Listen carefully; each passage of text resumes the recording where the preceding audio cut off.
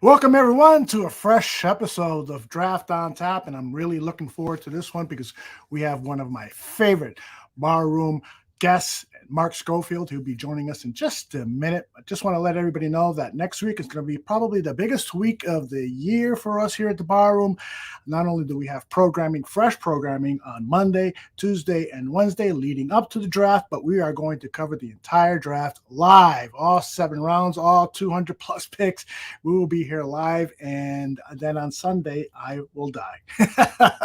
So make sure you subscribe to our YouTube channel. You will get alerts every time we are live with fresh programming. So let me bring in the guys one at a time here. Let me start with Danny Shimon. How are you, Danny? I am getting excited. I'm getting pumped up. A week from tonight, we'll know what's going on with the Bears in terms of their first round pick. And you just mentioned that you'll die after the draft.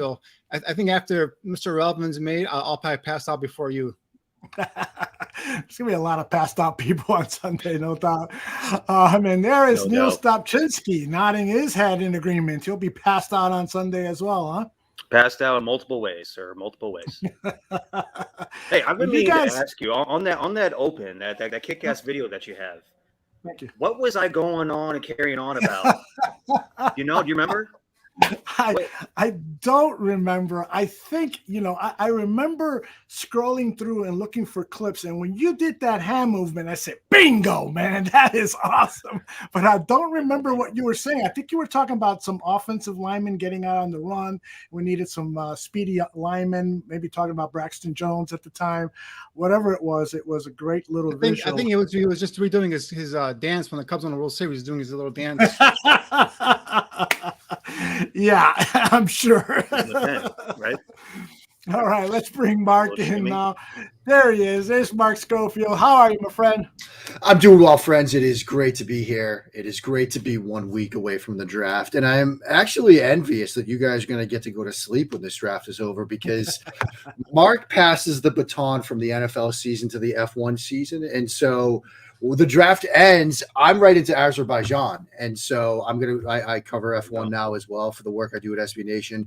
Very excited that next week before Azerbaijan, I'm going to get to talk to Lando Norris from McLaren for a piece that I'm working on. So that's going to be super fun next week as well. So you guys will be sleeping. Kudos to you guys for getting to do that. I'll be watching the Azerbaijan Grand Prix on Sunday. So no rest for the weary here. As will I. And just before the show, we were talking about that beautiful hat, the old Patriots logo. Old Patriot, and as I was saying, there's probably we'll say a 9-month window where I'll get to wear this with any semblance of pride, depending on how things go a week from tonight, because I have a bad feeling about how things are going to go a week from tonight from a New England Patriots perspective. And we don't need to dive into that because I feel bad enough about it as it is. You don't need to rub my faces into it a little bit, but you can if you want. I understand. I'm here for whatever you need. Hey, we can't rub anyone's faces into our arena. We've been going through. I'm sorry, Danny. What happened on Monday night? I don't know, a couple of months ago. Because I seem to remember a game in Foxborough that had me toss it and turn in for the next couple of hours. And so you guys can certainly brag to me at least. That's when the Bears find out that Justin Fields can actually run with the football. Yeah, right. Imagine that. It's so great that the Bears found that out just as that game took place. That was awesome. Well, we're going to talk about Justin Fields later, but I'm going to give it to Danny and Neil, who are going to pepper you with some questions about the first and second round prospects that you've looked at, and maybe some of the other quarterbacks, because I understand, Mark, that you've looked at most of the quarterbacks available in this draft. So that should be a fun discussion. I'll turn it over to Danny first. Danny, take it away, brother. Yeah, again, thanks, Mark, for jumping on. As Aldo said, you are our barroom quarterback whisperer here. So if you have any questions about quarterbacks, we come to you first. So we're glad to have you on here tonight. So obviously a week from tonight, draft night, a lot of excitement here in Chicago, obviously with the first pick being traded now and then down to number 9 and so on and so forth. So is there anything particular, Bears related or not Bears related that you're looking forward to in this first round, things that you think could happen that could surprise most of, the nation?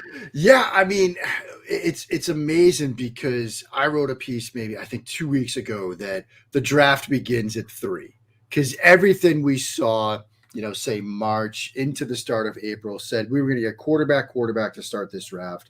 And then Arizona sort of started the draft with that third pick because do they trade out? Who comes up? Is it Indianapolis just one spot? Is it a team like, say, Las Vegas from 7, Tennessee from 11? Minnesota from 23 was a storyline that was being promoted for a little bit. And then that's sort of been flipped on its head in the past, say, 7 days. And I don't know if it's just we're getting bored and we need the draft to be here because we're running out of storylines, or if there's legitimate truth to the idea that Houston could go off script at 2, that Houston could go with, say, not just an edge player, but Tyree Wilson at 2.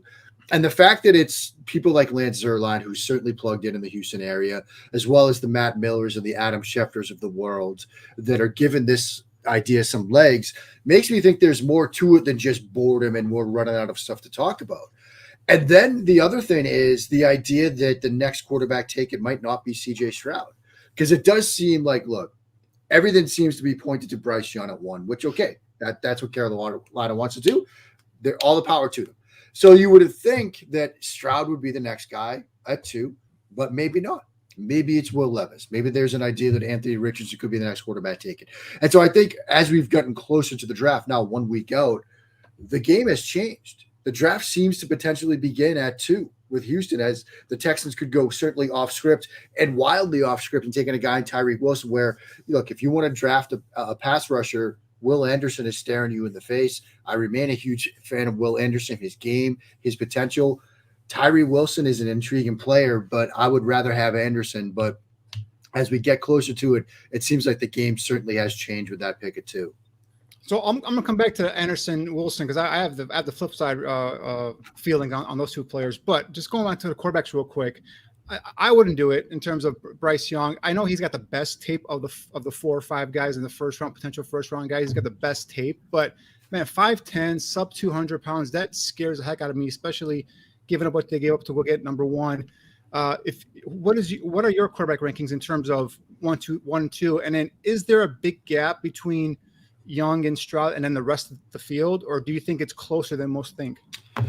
Well, I go Stroud, Young, Richardson, Levis. Like that's my 4 with Hooker at 5. And, I think the first 4 are the ones that are most likely to go in the first round, the ones that I'd be comfortable drafting in the first round. I guess in an isolated situation, I could see Hooker at the end of the first. And I think it's really Stroud and Young and then a gap and then Richardson and Levis. It's not like a year where there's somebody that people are talking about and I'm just like, no, I don't see it, at least with the top 4. I mean, if you want to tell me that Will Levis is your QB1, I don't agree with it, but I can at least see a semblance of an argument and better arguments for Richardson, I think, as potentially QB1. I think Stroud and Young are in a class by themselves. Stroud is my QB1, the ball placement, the ability to, like, if you say, for example, a quarterback has to make 75 types of throws, right? Throws to the flat, layered throws over the middle. He can throw, say, 73 of those, no problem, no questions asked. Maybe on some layered throws like seams where you've got 2 high safety looks and you've got to get it over the trail defender, but drop it in front of the safety. He might struggle with that at times because he trusts his ball placement a little bit too much. But that's really nitpicky stuff. And then you saw what Stroud did against Georgia. So you add that all together, and that's a great quarterback. But look, if you want to say it's Young than Stroud, I get that too. And we got a comment there from Cliff that he has Young at the top of it. I get that. Like you said, Danny, it's incredible tape. the risk becomes stuff that we can't really put, sort of a layer on, a value on, which is how comfortable are you drafting somebody that measured in at 5'10" and an eighth, weighed in at 204. We all know is playing at 195. Like Right. He's not playing at 204. And Nope.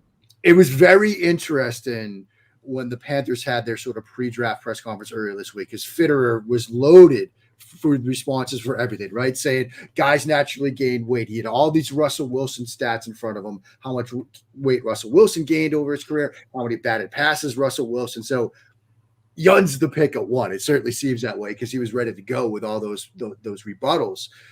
You have to be very careful with him. Like, you can't use him the way you might want to use a quarterback in today's NFL. You certainly can't use him like a team might want to use Justin Fields, for example. You're not going to run him a ton. You're not going to run him a lot in between the tackles. You're going to run him to the edges. Now, to his credit, Young's done a very good job in the SEC at finding throwing lanes and protecting himself and protecting his body and sliding and getting out of bounds and things like that. The NFL is a different game. I mean, the NFL is a much different game. And so they're going to have to be smart with him. They're going to have to make sure they get their best 5 in front of him because you're going to want to protect him.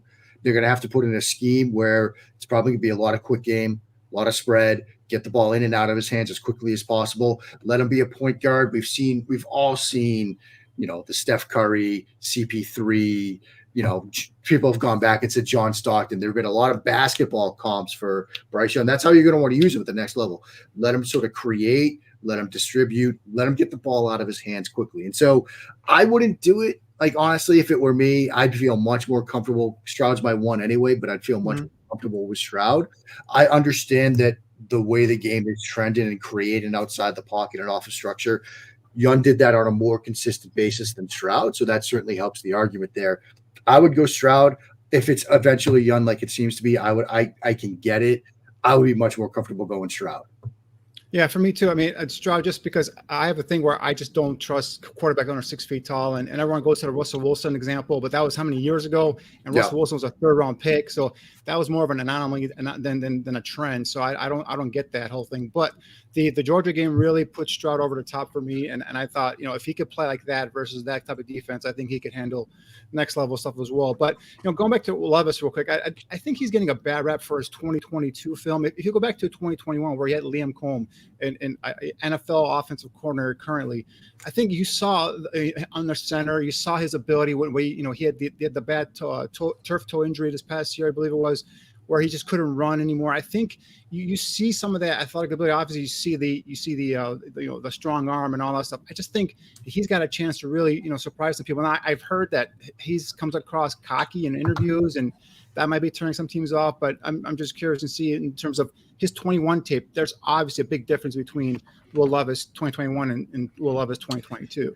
Yeah, there's a massive difference between 21 and 22 for Levis. And I think Levis is one of those rare examples we get in the evaluation game where you could easily make the case that the situation certainly will improve for this player when he gets to the NFL, because that 22 situation was difficult, I think, for him. They had lost some talent to the NFL, both on the offensive line and certainly with a wide receiver that went in the 1st round.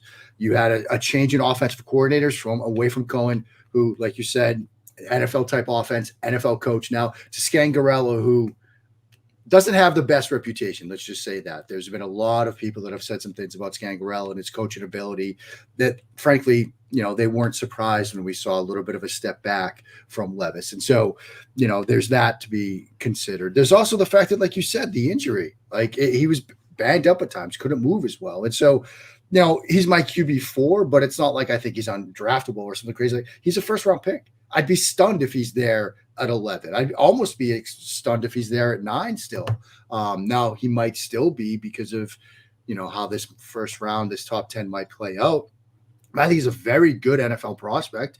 Got to see his throwing session in person at the combine, and you could see the arm talent is there. You could see the way the ball pops out of his hands. He's a very explosive athlete that's going to help with torque in the throwing motion and velocity. And so I think he might be a bit more of a scheme-specific type of quarterback, a Shanahan type of system, something that we've seen a lot of teams move towards, like, for example, Tennessee might make a lot of sense for him, might be a good fit for him, and he might need the right offensive system. But I certainly think he's a quarterback that deserves to go inside the, say, top 15, top 10. He's a very good NFL prospect. In the 21 film, when he gets drafted, the team that turns in that card, they're going to say, look at 21, look at the situation, how that changed to 22. We can get him back to the guy we saw in 21 pretty quickly and build from there. And then just kind of flipping it towards the Bears now, obviously the hope here is a defensive player, one of the top three, Wilson, Carter, or Anderson drops. I doubt that's going to happen. And the other hope is obviously the offensive lineman, whether it's Paris Johnson Jr., Skoronski, locally from Northwestern, or even Broderick Jones. So how do you see that playing out? And what do you see the options for the Bears at number 9? And if Jalen Carter is there, would you take him if you were the Bears? 100%. Absolutely. If Jalen Carter is there, you run to the podium. And it's interesting. I know that there's a lot of sort of off the field character, red flag. I can just go by what I see between the lines. And what I see between the lines is a game-changing player at the defensive tackle position. I mean, you watch that TCU game, and it felt like TCU was starting every play sort of say -2, right? Felt like every play that Carter was on the field, they were starting at 2 yards deep. Max Duggan was, trying to take the snap with Jalen Carter in his lap. And so if he's there, it's a run to the podium situation. And he might be there. I mean, I've heard some rumblings that, Detroit might not be a fan of him if he's there for them, when they're on the clock at 6. Maybe you do see him slide down to 9. It would be an absolute home run pick, I think, because he's a game-changing type of player at the defensive tackle spot.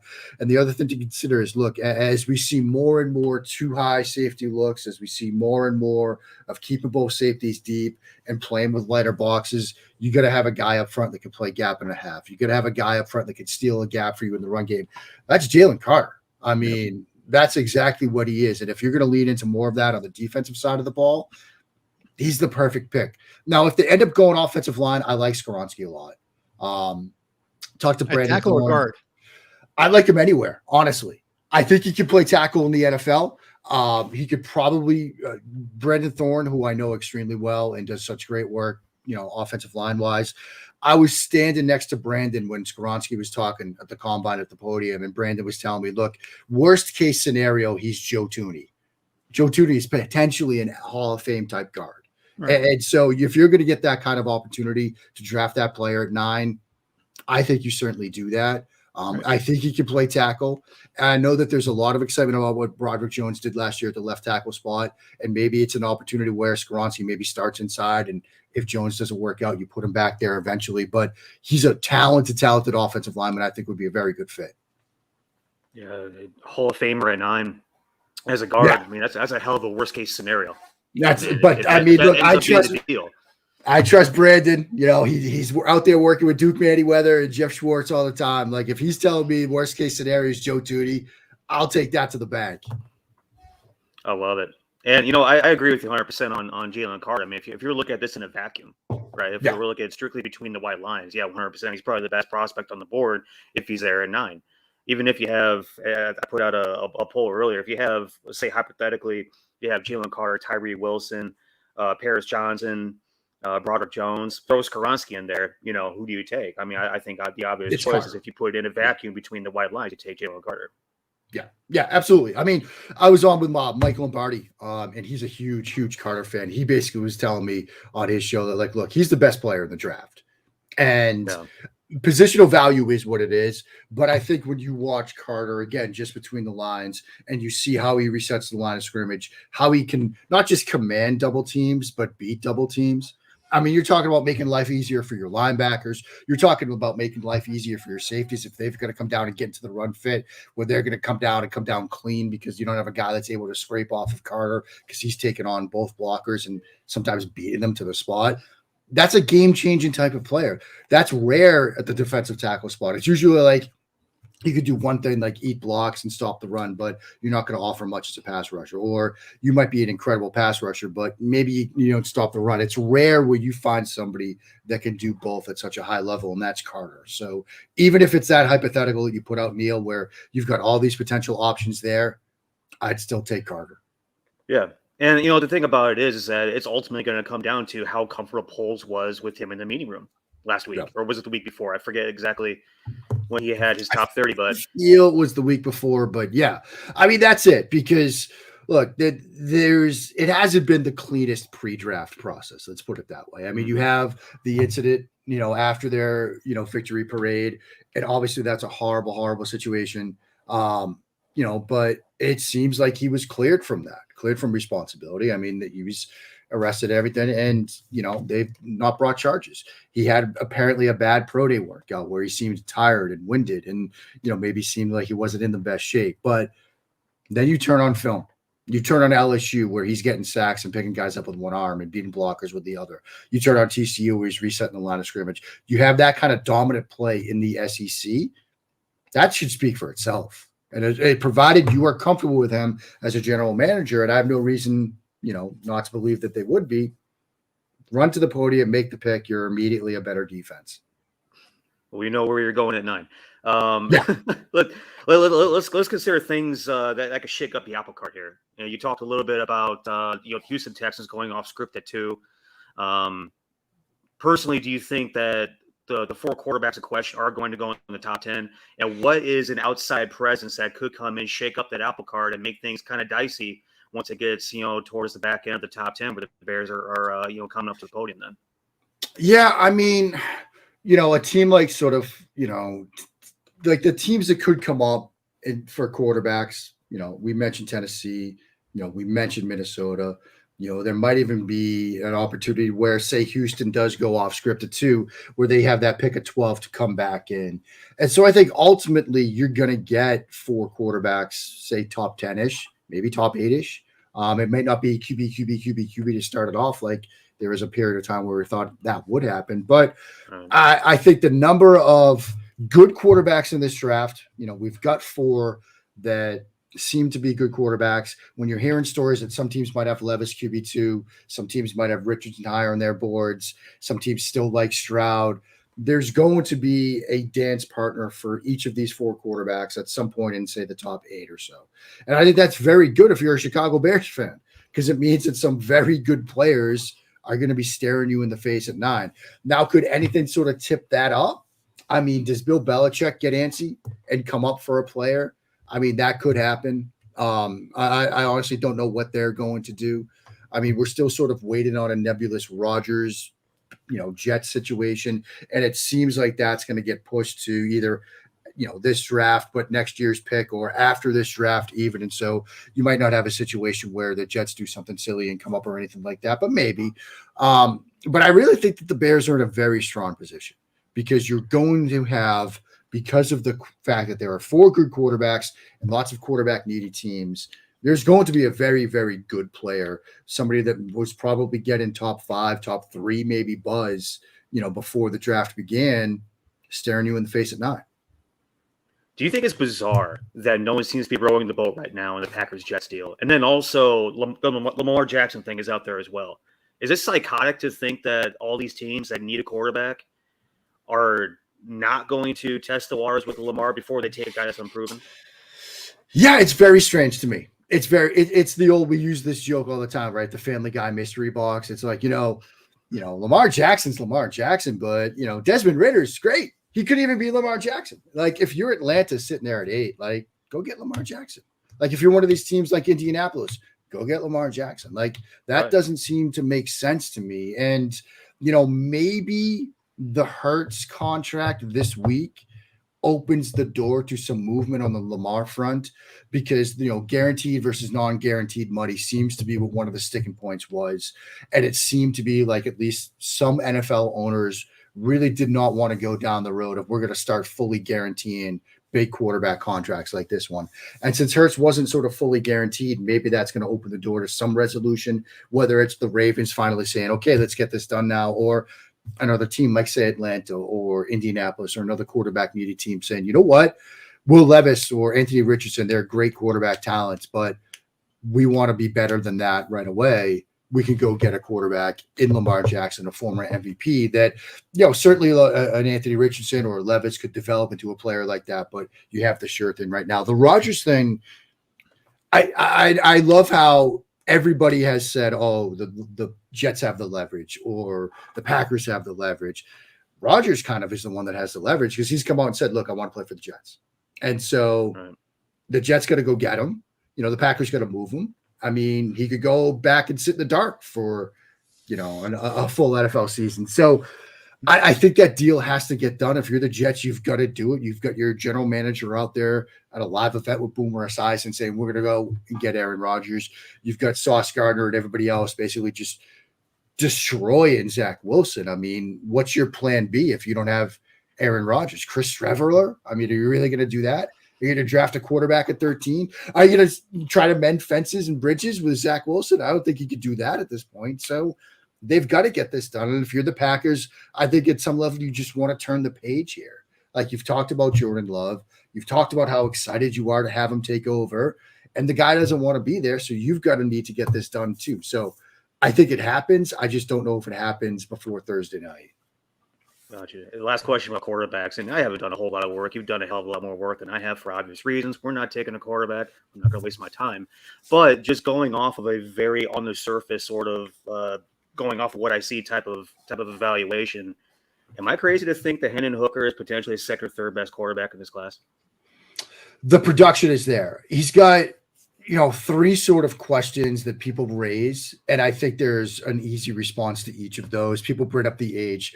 Quarterbacks are playing earlier. It's not like you're drafting him and he's going to sit for 3 years. Like he's probably going to play earlier. So that's the easy answer on the front end. And the quarterbacks are playing longer. And so he might be a year or two older by sort of conventional NFL evaluation standards. But if you hit on him and it works and he plays until he's 35, like that's a nice long NFL career. And so the age thing doesn't bother me. People bring up the knee injury and the advances in medical science. Like he's probably going to be ready for training camp.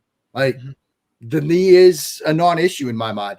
I think the only sort of thing that I have a hand up with, Neil, is the offense and how he's going to translate from that sort of Art Briles, Josh Heupel, Baylor type of offense where some routes it was like a seam and an out and that's it. And the guys on the backside aren't even doing anything. So you've got like basically one read and go, And so how does that translate to a more NFL style offense? And I think the answer to that is you make it translate. Like you find ways to get some sort of half field concepts in where he's reading one half of the field like he was at Tennessee and build from there. And so, I think there's a world where he can develop into a good to potentially great NFL quarterback. It might take a little bit more time. I think in a place like, say, Detroit, where he could sort of have a redshirt year, or Seattle or Minnesota, places where they've got a starter in place for this year, but maybe there's an open door to, another quarterback the year after that. That could be an ideal landing spot. Those places could be ideal landing spots for him. And so, it wouldn't surprise me if he slides to, say, the back half of the first round. I mentioned some teams already. New Orleans is another team to potentially watch where he gets to sort of sit for a year and learn. It ends up being one of the better quarterbacks in this class. That could certainly happen. The talent is there. It's just a matter of getting him from that offense he was running in Tennessee to what you want to see him run in the NFL. Yeah, if we're talking about, I'm sorry, Neil, go ahead. Go ahead. Yeah, I was just going to say, if we're talking about more moves, additional moves that polls could be making, whether they be between now and draft day or on draft day itself. There's been a lot of chatter about a potential deal between the Bears and the Steelers, potentially the Bears and the Bucks, somewhere to like the middle back of the first round. Do you think all that talk holds water? We are in line season after all. Do you think it holds water? And if it is the Steelers, do you think it's potentially, if you're talking in terms of what we get back, do you think the Bears get back potentially that pick they gave up in the Claypool trade?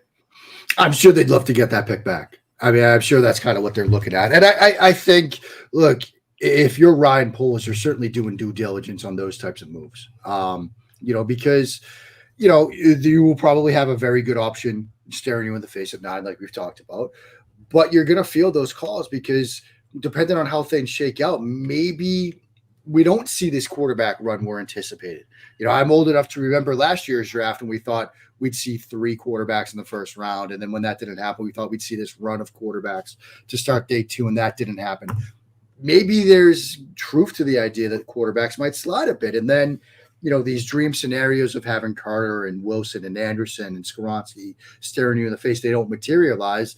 Then maybe you think, okay, we could slide down. We can go back to say 17 or 19, the right tackle from Tennessee would be a very good option for you guys at one of those spots. And you recoup, that first round pick you gave up in that trade, or you add additional draft capital in next year's draft. Those could be a pathway to take as well. And so I think it certainly makes a lot of sense to entertain those calls now and think about what it could sort of, cost, what you could get in terms of sliding back a little bit. And if the board falls a less advantageous way than we've talked about, you can slide back, get future draft capital along the way, and still get a very good player in that spot of the draft. Yeah, I don't know how you feel about this, Mark, but I feel like the strength of this draft is not that top, portion of it. I think it's more like that 25 to 55 range, somewhere in there, where a lot of teams are going to make up some nice, get some nice players, some starters there, and that range there. So I think, if the board falls where a quarterback falls for the Bears and they have an option to trade back, I think they should jump on it. Obviously, depending on what they get and all that stuff. So, kind of jumping on that topic, is there a player that the term pound the table for a player? Is there a player in this draft, whether it's first day one guy, day two guy, whatever, that you would just absolutely pound the table for, saying this guy, I feel it in my gut, is going to be, I'm not saying all world, but it's going to be a damn good NFL player? Is there someone in this draft? Any position? There are a couple of players. I've really fallen in love with the Illinois defensive secondary from last year. And whether it's Witherspoon, whether it's Brown, the safety, whether it's Jartavius, the other safety, I like all three of those players. And Martin might be one of my favorite players to study this entire class. Yep. I'm like you're talking about somebody that, plays like a corner, but can also play center field. He had a pass breakup against Nebraska where he's, middle field closed, post safety, and he gets to the wheel route from the back along the sideline and breaks it up. And when you've got somebody that has the change of direction, like movement skills, like a corner, but can be a center field type player in the middle of your defense and middle field closed, that's a home run for me. So, I know it's a weaker safety class, but Martin, Brown, Branch, the safety from Alabama, I really like him. It's not the best wide receiver group, and so it's really sort of hard to think that, there's, a wide receiver that's going to be a game changer. But I look at what Hyatt did in that Tennessee offense, and I think, look, maybe it's a small route tree, but let him run like three routes, and he's got to run them extremely well, and he's going to stress defenses. And so, I certainly probably not on, the first night of the draft, but sometime on day two, I'd be loving somebody to run up to the podium to get him, because I think he's an extremely talented player. I think this is a great tight end class. It might be one of the best tight end classes we've seen in recent years. I like the South Dakota State kid. I like him a lot. And again, day two, but absolutely love him. And even deeper in the draft, the tight end out of Purdue, who didn't have a ton of production, but I always take note, speaking of that Illinois defense, when a team has to take their best defensive player, who's a corner in Witherspoon, and put him on a tight end on 3rd and 7 situations, that's what Illinois did the entire second half of that game with the Purdue tight end. So I like the Purdue tight end as well. And I do like, late in this draft, Dorian Thompson-Robinson, the QB from UCLA. Yes. I like him a lot. I know he's got a lot of work to do, but in that Chip Kelly offense, you saw timing and rhythm and anticipation throws, certainly an incredible athlete. And for teams like, say, Seattle, if they don't go quarterback early, a developmental type makes a lot of sense. Look, even Chicago, looking at him as a backup to develop down the road and a potential hedge on Justin Fields, who I still remain supremely confident in. But I know that, look, this is year 3. I'm living the same thing with Mac Jones. This is the make or break type of season for these year 3 quarterbacks. DTR in-house as a potential, hedge in place already makes some sense to me at the end of the draft. Yeah, I was asked about potential, developmental type quarterbacks in this draft. If the Bears were going to go on, DTR was the first guy that came to mind because he fits the same type of scheme in terms of, God forbid, if Fields gets hurt, you can put him in there and he has the same kind of skill set. The other guy I was thinking about, and maybe you can touch on him here real quick, is Jaron Hall from BYU. Similar type where athletic, mobile, could come in. You don't have to change much of the offense. What about Jaron Hall in terms of a late round pick? Yeah, I wanted to go into, after the work I did on him this summer, I wanted to go into this year's scouting season, and I really wanted to believe he was going to be my QB5. and I couldn't quite get there. He's impervious to pressure at times. He had a couple of plays this year where he's got like multiple points of pressure off the edges in his face, doesn't drop the eyes at all, keeps them upfield, and makes some great plays. And it's like, that's exactly what you want to see from a quarterback. But there's a double-edged sword nature to his impervious feel of pressure, because then you see like the sack safety against Notre Dame. It's like, you got to get the ball out here, my friend. And he's had a tough, pre-draft process. Didn't have the best Senior Bowl. But yeah, I think he'd be a good developmental guy too. As we get, again, we're talking about guys we're going to be talking about drafting in like round 6, round 7, like later in the draft. Not like somebody that you're going to come in and say, oh, we've suddenly got ourselves like a battle at QB1. This is a make QB2 an improvement, and then maybe down the road as a potential edge, or if God forbid something happens to JF1, you've got somebody that's athletic, that's mobile, that fits the offense that they're running, and can run that well if the worst thing happens and Justin Fields goes down for a game or two. Well, the one guy I'm pounding the table for, and our listeners are probably going to be like, you're talking about him again, is Tuipulotu from USC. I absolutely love that kid. I think the fact that he's a tweener, that 266, I think really hurt him. What did USC list him at? They listed him like 290? He was at 280 something or 270 something, I think it was. Yeah. I thought he was going to come in at 260 or 80 or 275 or something. He came in 266. I think that's really going to hurt him. I think teams are kind of stuck like, is he an end? Is he a 9 technique? Is he, I see him as a 3 technique. Kick him inside, add about 10 pounds of muscle to him. What are your thoughts on Tuli? Yeah, I mean, I'm with you. I think he's got the frame where you could certainly add weight there.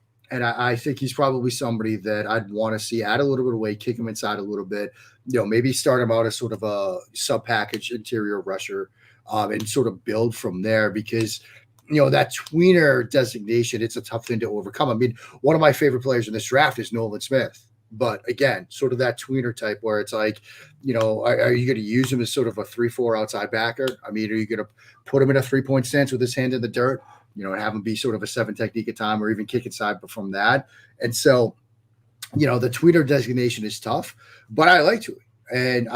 But I'm with you. I think, try to get some weight on him. Maybe he's sort of like somebody that's going to be an interior sub guy, rush package situation type of player as he sort of fills things out. And then you have something really to work with in 24 and beyond. Mark, there's a lot of chatter out there as well, a lot of smoke. I'm wondering if you are hearing anything substantial about there's fire behind the smoke, but potential roster cuts immediately post draft. There's talk of Cody Whitehair. There's talk of Kendall Vildor. Anything real out there, or are you hearing anything ear to the grindstone a little bit? Do you know of anything that's going on? Is there potential there? Yeah, I mean, I understand why people are looking at, potentially a Whitehair move. I mean, because you're talking about, you're saving, I think, $8 million or something like that if it's a pre-June 1st. And it's dead money if $8 million, I guess cap savings of like something like $5 or $6 million, or even $10 million if it's post June 1st. So I understand that. I'd be surprised. But again, look, there are some good, interior offensive linemen. There are some good interior offensive linemen in this draft. And so if you end up with, say, a Skoronski move at 9, somebody that you might look at and say, look, Jones is going to be our left tackle to start. We'll kick Skoronski inside. That frees up an opportunity to make that kind of cap move. I haven't heard anything. I haven't been told anything. But you start connecting dots, and if the board falls in a way that, they go interior offensive line or add an offensive lineman like that, maybe they do that. Now, that's an interesting point. Maybe they kick a Whitehair to center. There are some good center options on day 2 of this draft as well. And so, you can connect the dots there. Do they eventually do that? I don't know. Like I said, I haven't heard anything, but, you can put together the puzzle pieces on your own and see why they might go down that road. Sure. And then, last football related question for me. I got an open wheels question for you that maybe I'll get to you afterwards, but nice. I love hearing the answer to this question, because it kind of takes me inside the brain a little bit. Who's the guy that no one's talking about that has you sitting there in your man cave right now salivating? Oh, man, guy that nobody's talking about. A guy that I still love is Muhammad Ibrahim, the running back from Minnesota. I know he sort of had the injury, but you look at, some of the stuff that he did coming back this year. I mean, yardage after contact for a running back is something that I pay attention to. And, Robinson had 1,006 yards after contact this year, which was second most in the FBS. Ibrahim was 3 yards behind him. Like, missed tackles, broken tackles, like puts all that stuff up.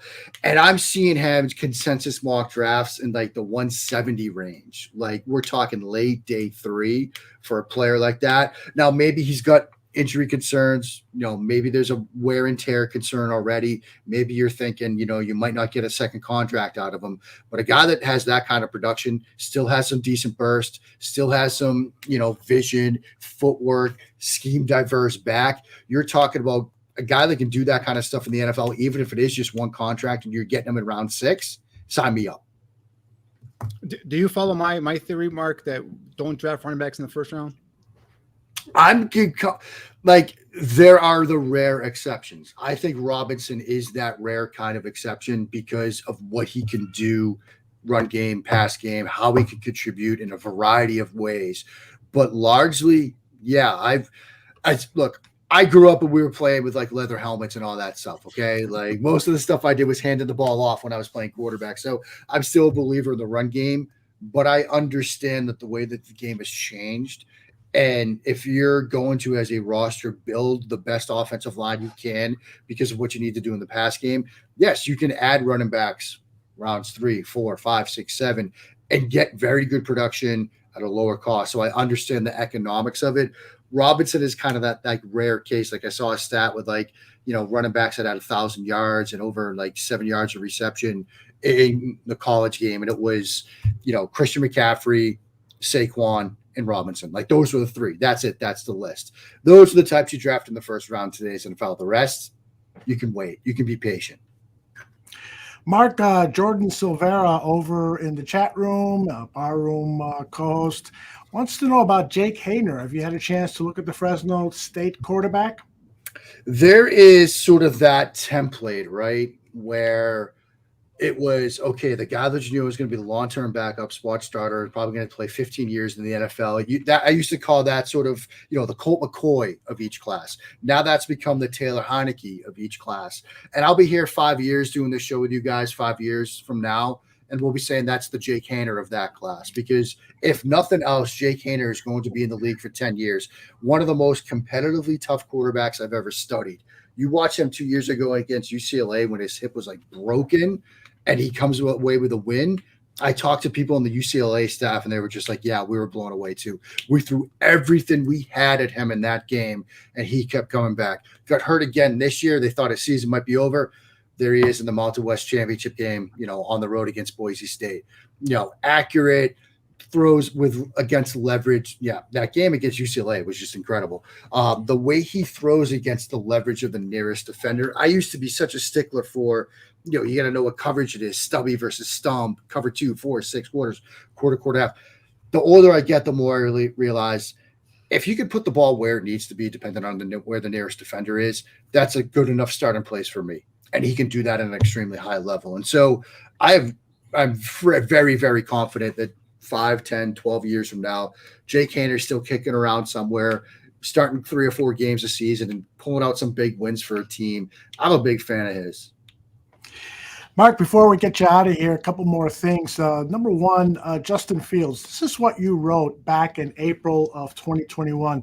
Doubt Fields at your own peril. I've said before that NFL teams that pass on Fields will one day regret that decision. Fields has the traits that matter at the position. He's someone that teammates want to play for and that coaches want to work with. He could be special. Do you still believe he can be special? I do. Now, look, this is a make or break kind of year. This is year 3. It's a critical one, but I think that, look, as soon as I know that there is some that were entertaining the idea that maybe Chicago should draft a quarterback at 1. And I pushed back on that. And they did the right thing in my mind by coming down to 9, getting themselves an opportunity to improve their roster. And yes, they picked up a future first rounder. They're trying to follow that Philadelphia Eagles path of build around the guy that you have, set him up for success in year 3, but give yourself an out if It doesn't come together. Now you've got the 2 first-round picks. Go get Caleb Williams, Michael Penix Jr., Drake May, whoever it is. So I love that they have put themselves in that position to build around Fields this year. And if it doesn't work, go get somebody next year. But I think it's going to work this year, and here's why. The quarterback we saw at the start of the year, and I wrote about this over at SB Nation, hesitant, didn't seem to trust what was going on around him, didn't seem to trust his eyes, what was happening downfield. By the end of the season, that was gone. Much more decisive quarterback that trusted his eyes. Some of the throws he made down the stretch, like the throw against the Bills where it's that post over concept and he leads Jones right to the right sideline. Very decisive, no hesitation whatsoever. His adjusted completion percentage was 75% in the last 4 games of the season, which was, again, middle of the pack, but it was a big jump from where it was at the start of the year. And it was ahead of guys like Jalen Hurts, who just became the highest paid player in NFL history. And so what we saw in the last third of the season, I think, is a sign of things to come. And again, they're following that Eagles model, right? Well, in the Eagles in year 2 for him, it was shaky at the start of the year, but then around midway through the season, you started to see the signs that the light had come on. And I'm seeing something similar with Fields. And so I have every confidence that, maybe it'll take a couple of years longer than I thought, but what I said about him back in 21 will come to fruition. I got a question from J2K, who watches as much tape as any one of us here. He says, I've seen Fields struggle to throw without his fingers on the laces. Have you noticed this? And is this an easy issue to correct? Yeah, I mean, a lot of it happens when when you go an RPO game and it's just catch and throw. And, it's sometimes just a function of something you have to live with in that offense. When you're running RPO concepts and you're making quick reads, quick throws, and quick decisions. Now, again, it's something that you can sort of work on. I would put it farther down the list of stuff to work on. Again, keeping the mechanics right, maintaining that decisiveness we saw down the stretch, I think, are the bigger priorities. But yeah, I mean, it's something I've noticed, and you've seen it's not exclusive to Fields. A lot of quarterbacks, you're so used to throwing with the laces that when you're doing it a little bit differently, it feels a little bit differently. Ball feels a little bit differently coming out of your hands. Release point feels a little funny as well. And so, it's something to monitor and watch, and it's certainly something I've noticed. But I think there are sort of bigger fish to fry with getting that development and getting that year 3 leap we want to see from Fields. The one thing, Mark, that I've been adamant about, and I've gone at people here on our listeners, and who when they got the first pick, they're just people are calling, oh yeah, Bryce Young or CJ. I'm like, listen, we've got the quarterback. This guy, like you said, has that it factor. He wants to be great, and it's a young quarterback. It's developing. This is what young quarterbacks go through. It frustrates me to no end. But what really frustrates me, and I've been hammering away at this, and if you can please just kind of either back me up or tell me I was wrong, but this concept that Justin Fields is a runner. This guy could throw. This guy threw at Ohio State. This guy made NFL type throws at Ohio State. He wasn't a running quarterback at Ohio State. He's running for his life here with the Bears because no one else can catch the ball and they can't protect him. And I think that's what in the early part of the season when he was so unsure of himself, because I think he was hearing footsteps. I think he was just feeling the pressure from everywhere around him, and I think he was just trying to survive. So. Do you agree that Justin Fields can't throw the football and he's not a running quarterback? This guy is a thrower. Justin Fields is an athletic quarterback, and his athleticism, I think first of all, we need to sort of reset our idea about what athleticism does for a quarterback. There's this belief that it sets the ceiling. I think it sets the floor because it gives you an opportunity to solve problems and create plays when maybe things aren't clean around you. So I think we have to sort of recalibrate how we look at quarterbacks and athleticism, because I think it's a much bigger thing and a better plus for quarterbacks than we might give it credit for. But with respect to Fields in particular, he is a pocket passer. Like, you watch that offense he was running at Ohio State with options and deep downfield options and conversions and things like that he was asked to do from the pocket. It's similar in a sense to Lamar Jackson and the knock on Lamar that he could never play from the pocket, when I've got Petrino's book over my shoulder here, and he titled it Inside the Pocket as sort of a wink and a nod to all the people that said Lamar couldn't do it. because he walks you through like what Lamar did at Louisville and how he improved. And, Fields ran a very sort of pro style offense in a sense with option routes and progressions and conversions and things like that. He could be a pocket passer. Some of the stuff to get ready for tonight, I was rewatching the last half of the season and I see it. It's there. Like it needs to be developed and brought out, but he's a pocket passer. He's a thrower of the football. And again, he was my QB2 coming out. I remain a huge fan of his game. I want to see him get to where he can be because I think he could be special in this league. The athleticism is great and it helps him solve problems and it can help that team win games. But what he can do from the pocket and the potential that's there from the pocket is what's going to make him a great one. Dan, 2 years ago, I remember we were talking about Justin Fields doing our write-ups, our evaluations, and all those different types of things, saying that this kid is a pass-first quarterback with the ability to do some incredibly dynamic things in the run game. And we continue to reiterate that show after show, year after year. I think the important thing, and I guess it's more of a comment than it is a question, Mark, and correct me if I'm wrong, but I think it's critically important to remember, I've been saying for a year now, that, after last season, during this season, and even like during this year's version of the show, that this is essentially his second rookie year. And there's going to be some similar growing pains as we saw in his first rookie year. And I think it's, the thing about fans, we're fanatics, right? And this fan base in particular, we tend to, go ahead and get riled up about stuff. But I think it's critically important to keep in mind that this was his second rookie year, and he's got great strides to make this offseason. And he's going to come into next year with a year of this offense under his belt. He had a lot to learn with new staff coming in. Where am I missing it? I mean, again, it's the Eagles model. I mean, almost to a T. Because it was a similar thing that Jalen Hurts went through, right? Like he was under Doug Peterson as his rookie year. Then now it's a new coach, new offensive coordinator. And then in year 2, under that system, his third year in the NFL, what happens? They go to the Super Bowl. He becomes the highest paid player in NFL history. Now, am I saying that the Bears are going to be playing in the next Super Bowl and that Fields is going to become the next highest paid player? No, I'm not saying that yet, but that's the pathway they're trying to follow. Consistency around the quarterback position is so huge for their development. Look no further than Josh Allen, who's become sort of the prototype of quarterback development, right? Same head coach, same offensive coordinator, same sort of everything. You get him some help and you see how it develops. Like it matters so much. And that's part of the reason why as a Patriots fan, I'm so uneasy about things right now, because you go from Josh McDaniels to Matt Patricia to Bill O'Brien. This is year 3, but if you go back to Alabama, it's basically 4 offenses in 4 years.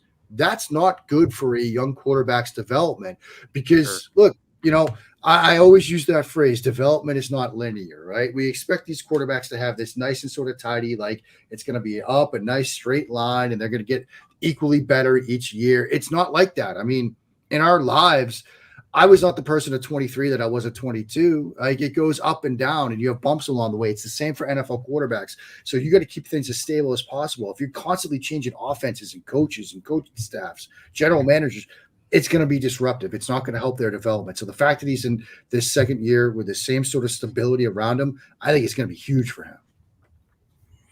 All right. I know that Neil had did you have an F1 question, Neil? Well, before we get that, I'm a open wheels freak, man. I was so excited today. Open practice began at the raceway capital of the world.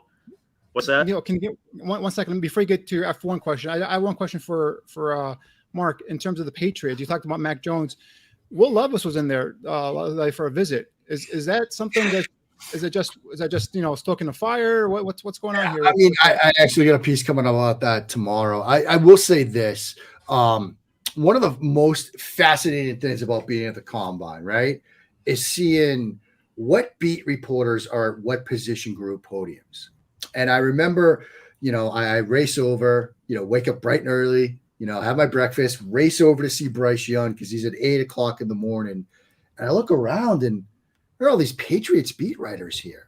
And I'm like, guys, is there something I need to know about? And they're like, no. We want to ask them questions about Bill O'Brien. I'm like, okay, yeah, that makes sense. And so, they're all shouting their Bill O'Brien questions, and Bryce Young is answering how small he is for the 50th time in a row. And he doesn't call on any of the Patriots guys.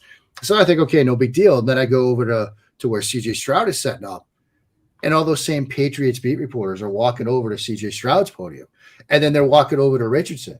And I'm like, okay, like I know you're not going to tell me. That's fine. You don't have to tell me. No big deal. But the fact that the people that know a lot more that's going on and went to all those quarterbacks, it's the spidey sense started tingling, Danny. And then, with this Levis thing, they're trying to say, look, we're sitting there at 14, and if he's there, and we want to get a good feel for him, because if Minnesota wants to come up, we want to know what to ask for in a trade. But then you see all these stories about, Belichick and Jones and some friction. And I still think that, look, they go in a different direction in the first round. And even if Richardson or Levis is staring them in the face at 14, they go in a different direction.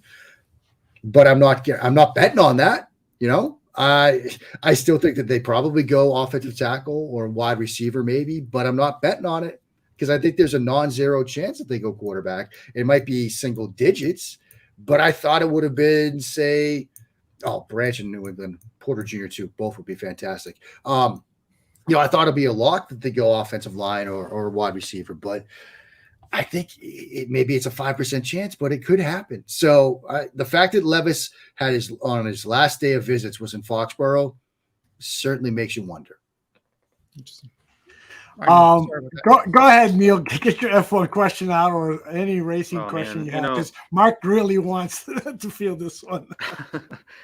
And I'm just I love open wheel racing. I was so amped up today. Open practice started at the racing capital of the world in Indianapolis, and I watched 8 hours of cars zipping around the track at 230 plus. So it gets me going. But when it comes to F1, is Ferrari ever going to get it back together, man?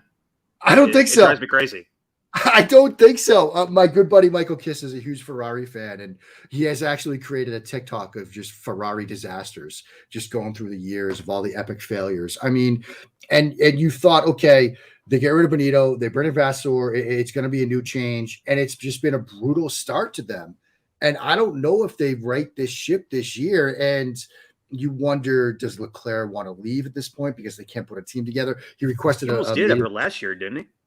Yeah, and he requested a meeting with Ferrari's president after the first two races of the year. And then they have, in Melbourne, he crashes out on the opening lap. Sainz gets the 5-second penalty, so he ends up finishing out of the points. It's been a rough year for them, and I don't see it getting better anytime soon, because Aston Martin's for real. Like, I think it's time to admit that, look, Alonso is for real. Stroll has sort of figured it out. The AMR 23 is basically another Red Bull 19. Like, their Red Bull's head of aerodynamics is now in Aston Martin's camp. Like, he works for them now. So it's probably not a surprise that the AMR 23 looks a lot like the RB19. Mercedes, I think, has kind of figured things out, and they're expecting a big upgrade for Baku. McLaren has been saying since preseason training that they were going to have a big upgrade for this race next week. So I don't know where Ferrari is. They can't figure out the tires. Their drivers are crashing out. It just seems like they can't get out of their own way. Equipment sucks. The engines keep blowing. Yep. I mean, look, what? Leclerc's on his third, control electronics of the year. He's going to be facing a 5-place grid penalty the next time he makes a switch there. I mean, it's just a mess for Ferrari right now. Yeah. All I know is you guys talking about cars I cannot afford. Yeah, I mean, look, they're rocket ships. Let's put it that way. I mean, I can't afford like a little fire jets on wheels, man. On that thing, yeah. So that's why Indy's amazing, man. It's fire jets on wheels ripping around a 2.5 mile oval, 230 plus, man. The sound of those engines on race day gets the hair in the back, standing straight up, the blood rushing. I love it. Yeah, I was trying to contribute to this conversation, but all I can go back off is that Ford versus Ferrari movie. That's all I know about it. That works. It's a completely different series, but hey, I know you kind of get it. Yep, you get it. Mark, every time I listen to you here at the bar room, I just get this sense that, man, this is a guy I'd love to have a couple beers with and just not only talk about sports, but just about anything. And that was confirmed yesterday when you tweeted out that if you guys are wondering what I'm doing, you're watching Pink Floyd live on Twitter. Oh, yeah. Yeah, this was about. I mean, yeah, I couldn't believe it. Like, I was watching an episode of The Mandalorian. I'm like an episode behind. I haven't seen the finale yet. And I see a notification on my phone that Pink Floyd is going live on Instagram. And I'm like, okay, something crazy has to be happening here. And they had a live shot of the eclipse that was last night. They had this weird pyramid thing with people dancing in front of a pyramid, and they were just replaying Dark Side of the Moon. And I was like, click off Mandalorian, turn up the volume on my phone to listen to this, live sort of new concert for Dark Side of the Moon, which is such an incredible album. But yeah, I mean, that's how I spent my Wednesday night.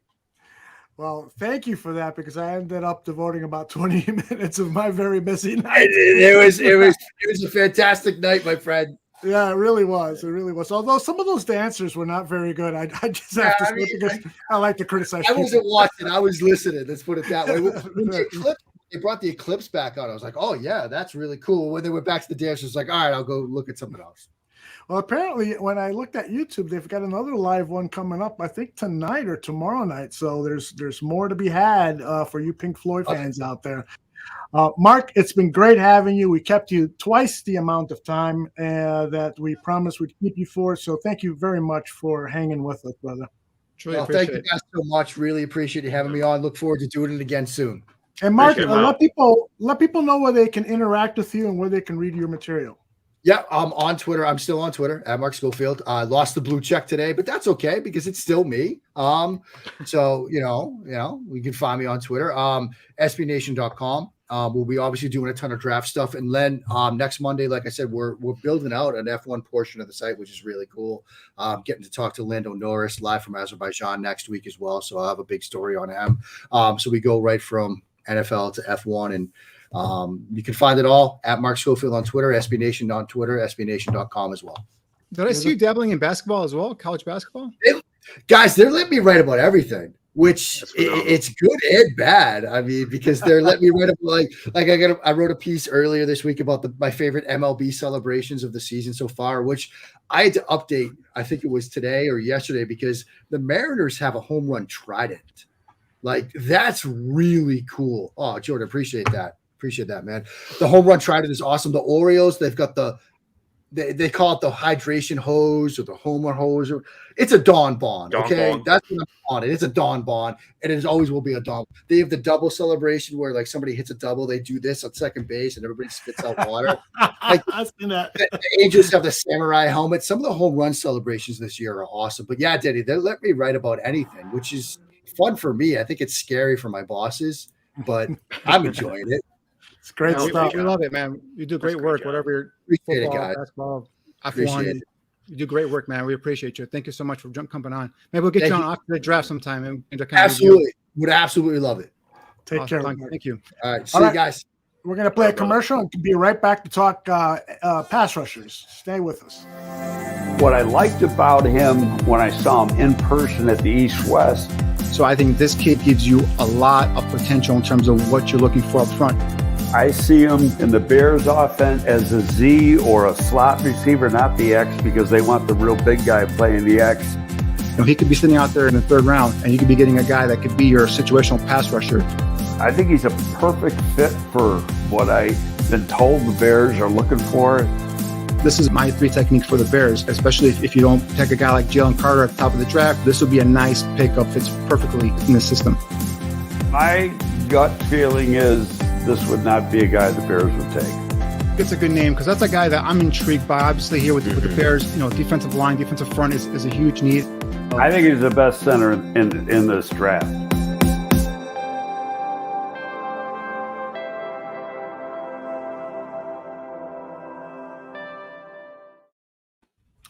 Mark Schofield was just with us. Make sure you follow him on Twitter, Mark Schofield. For those of you listening on our audio podcast, Mark Schofield, and he really is, as Danny said, he really is a quarterback whisperer. This guy knows a lot about the position of quarterback. Great interview, Danny. Yeah, I love Mark because, like I said, he breaks it down. We didn't get into the nitty gritty, but he can go down mechanic wise in terms of the feet, the arm, the elbow, and all that stuff. So that's why he's a great follow on Twitter. And now that he's branching out, doing other sports and other stuff, that's make sure you guys follow him and do yourself a favor and learn some from Mark Schofield. And hopefully we'll get him on back after the draft and he can kind of go over some of the Bears picks here. So. Yeah, he's always very generous with his time. All right, guys, let's move along here. I have selected 3 pass rushers who I think any one of these guys would be a welcome member to the Chicago Bears, but they carry with them some imperfection, or in some cases more than one imperfection, and it makes you wonder whether the Bears should invest a draft pick. So I want to start with Kalijah. It's Kalijah, right? Kalijah.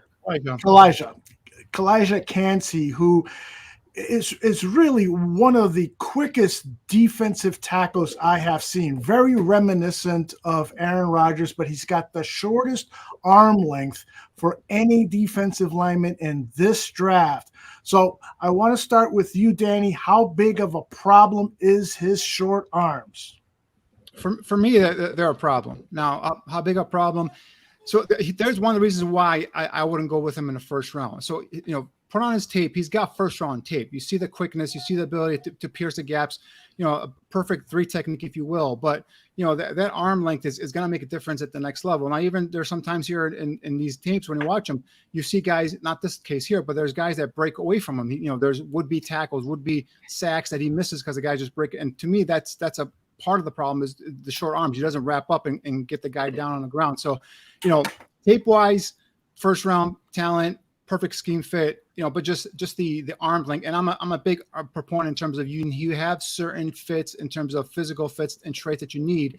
And I think that would be a gamble if you took him in the first round. Second round, you could probably a little bit more a chance where you can kind of, maybe he's a situational pass rusher early on. Maybe a guy gives you some snaps, in terms of run defense on, early in the season. But again, you're taking a huge gamble with a guy that doesn't have the, quite the profile in terms of the arm measurement. And everybody talks about Aaron Donald, and it kind of, it gets under my skin a little bit because Aaron Donald had significantly longer or, longer arm length. And that's the one thing is like, this guy's got the quickness, he's got the speed, but he just doesn't have that ability to use that arm length to be able to press guys off his chest. And I think that's going to be a difference at the next level. Jordan says that the arms aren't the issue. It's the slight frame. Those arms mean you have to get close to engage because he's so small, he gets engulfed, as Danny, you were just saying. No, he's at 281. He came in bigger than what I thought he was going to come in. He came in at 6'1", 281 at the combine. His quickness, his first step is lightning quick. And that's the thing. It's if he doesn't beat you with speed, then he's pretty much blocked. That's the problem here with him. So, at the next level, he's going to have to prove that. And now, he might end up being a pretty damn good player at the next level. I'm not saying he's going to be a total bust, but I'm just saying it's for a first round pick, especially if you're talking about top 10. That's way too rich for me. And I like I said, if you get him, in the second round, that's where I would take a gamble on him and see if he can go ahead and produce. Again, tape is first round material. It's the measurements that don't just quite fit that NFL kind of body type. Neil, what are your thoughts on Kancey? And do you think, because I'm sure, Neil, you're like me. You look at that tape on him, and that quickness is phenomenal, just simply phenomenal. But then you see that he's got the shortest wingspan of any defensive lineman that has been drafted in the last 10 years. That's very worrisome. Yeah, he came into the combine bigger and taller than we thought he was going to show up at, which is the amazing thing. The quarterback, Bryce Young, he goes ahead and chugs a couple gallons of water. How do you get an inch going from the meeting rooms to the field? I don't understand that one. But either way, it's obviously an issue. He's got the great tape that says first round all over it. I feel like my opinion on this has been well established over the past couple shows. But the comparison to Aaron Donald is nice and all, and it's mainly because they're a similar player at a similar position at the same school and everything else. But the arm length is a massive difference, and part of the reason why Aaron Donald is as good as he is because he has 2-inch longer arms. He's able to establish better leverage. Is he unfit? I believe so. Like I said, I've pointed out previous shows where that the film and the testing is all nice, but I think where it would make sense for the Bears, to take a kind of prospect like him that doesn't check the physical boxes would be well beyond where he will likely be picked. Kancey, he's a type of prospect that, he's got a lot that you like. He's not a sure fix. I think the Bears are in the business of sure fixes at this point. We don't have a whole lot of a future across the defensive front at this point. You have a bunch of one-year contracts and question marks. And I suspect he will end up going to a good team, with pieces established, across the defensive front, and a team that can afford to take some chances. I just don't think Poles is in the business of taking chances on guys that don't check boxes. Yeah, it's definitely a risky pick, and I hate to be in a situation where you can't take a risk on a player like this, but unfortunately, that's the state of the franchise now. If we were a 10-7 team and had, established defensive front, yeah, exactly, Right. then perhaps you go that way, but it's too risky. All right, let's move on to our next player. It's Will McDonald, who I saw down live at the Senior Bowl and was really impressed. Was not impressed with his slight build. Will is also just about 24 years old. My question for you, Neil, is Will McDonald too lean to be a reliable pass rusher in the National Football League? I don't think he's a risky proposition. He came into the combine measured in at 6'4", 239, 2 days after having a 100+ degree fever. So he probably lost a little bit of weight there. And, granted, it set up people's antennas, him showing up, sub 240. But he played last year at Iowa State at 245. He's got almost 35-inch arms, a shade under 35-inch arms, 9.5 hands. He measured a 36 vert, 11 broad jump, has incredible, burst and explosion. At his pro day, he ran 4.62 and 4.65 in a hoodie, which hilariously enough, scouts probably felt that he could have ran faster without the parachute attached to him. But cone time was 6.6, shell time was 4.21, so he can move laterally and change direction. All these are phenomenal numbers. He also weighed in at his pro day at 245. I got that confirmed today. So, let's suppose the Bears, conservatively are able to stack another 10 pounds of strength and mass on him, get him to approaching 260. With as strong as he's able to play against the run, the dynamic pass rush threat that he brings off the edge, I'm not concerned there. He's my number 2 guy, behind Tyree Wilson in terms of pass rushers, defensive ends. Neil, what are your thoughts? You mean Danny? I mean, Danny Shimon. Guys, I love this guy. This was the guy I talked about prior to the Senior Bowl, prior to the Combine. I was all over this guy just based off of his tape. And yeah, this guy is the type of pass rusher that the system wants. A guy that's got all the pass rush moves. He's got the bend. He's got the first step get off. In terms of being a pass rusher, his weight's not going to be an issue. Where it's going to be an issue is if you line him up down in and down out as a full-time defensive end and stopping the run, and that's something where I think he could get run over. But he came at Neil said came in at 245 at his pro day. I think at 255, 260, hopefully that doesn't slow down his get off. But I think that's where I'd be comfortable with in terms of, again, you got to work with him, get his technique better, get it using his hands better, leverage, so on and so forth. But yeah, to be honest with you, I love this kid so much that if all the top 3 defensive players are gone and my top offensive tackle is gone, I wouldn't mind taking him a number 9. And I know you guys think I'm crazy, but it's just, the Bears have no pass rush. And this is after, Tyree Wilson, after Will Anderson, this is the premier pass rusher. I don't think any of those guys have his type of bend either. So, this guy is just the kind of guy you're looking for coming off the edge. So I love Will McDonald. If there's a way that Ryan Poles can go ahead and get this guy on the roster, that I'd be ecstatic, because he is the type of pass rusher they need and they're lacking. I would not be upset about taking him at 9 if that ends up being the case. That's the thing. If a lot of those other options are off the board. Yeah, and that's the thing. You have to go back and forth in terms of because if you wait till 53, he's going to be gone. So if you can't trade down, Ryan Poles, and we'll get into this later on, but there's some scenarios where you might have to just pull a trigger on a player where some people are going to be scratching their heads. But hey, if he's a producer and he does what you want him to do, which is come here and get quarterbacks, I'd go ahead and pull a trigger. But we'll talk. G2K was concerned about him setting the edge. He's a lot stronger against the rush, and you'd think a wiry dude, if you want to call 245 wiry. Hell, right. He's a lot stronger against the run than we all would suppose he is. Just looking at his frame, looking at the way that he plays football, as dangerous and dynamic as he is against the rush. Again, like Danny said, there's some things that you need to go ahead and fix there. Maybe not necessarily fix, but improve, right? And you can always cover it up for dangerous. him. You can always rotate the linebacker coverage over. You can always give him extra help on that side as well. But it's just a thing where he's gonna have to get bigger. He's gonna have to get stronger, and that's something we know. But maybe initially he's your designated pass rusher. It comes in just on passing downs and gives you that edge, the speed off the edge. So there's different ways you can utilize him, and this is something that I've gone back and forth in terms of talking about Will Anderson. Will Anderson doesn't have the type of bend, the type of length that Will McDonald has. He doesn't have the he had the one great number in terms of one season in terms of the sacks and all that production, but this guy's been productive throughout his 5-year career here at Iowa State, and I think he's a better athlete than Will Anderson. He's better in terms of bend and getting around the corner. So to me, Will McDonald is a better pass rusher than Will Anderson Jr. But obviously Will Anderson Jr. is getting all the hub and all that stuff. So for me, I thought about it. I'm like, if a number 9, if our guys aren't there and you take him, I would not get upset at all. Absolutely. Very good. Very good. All right, let's get to our third pass rusher. Intrigued by this guy because of his speed, which is incorrect on here. Isn't his speed 4.4? I think I messed that up. But he ran a 4.43 at the combine with a 1.62 10-yard split. Exactly. So I need to correct that. But one of the problems with Byron Young from Tennessee is his functional strength. Does he have enough of it to succeed in the National Football League? Danny, take it away.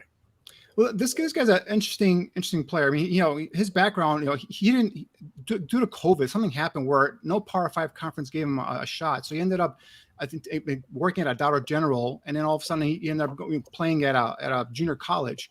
And then he's been at Tennessee the last couple of seasons. And, you put on his tape and he is athletic. I mean, this guy is chiseled.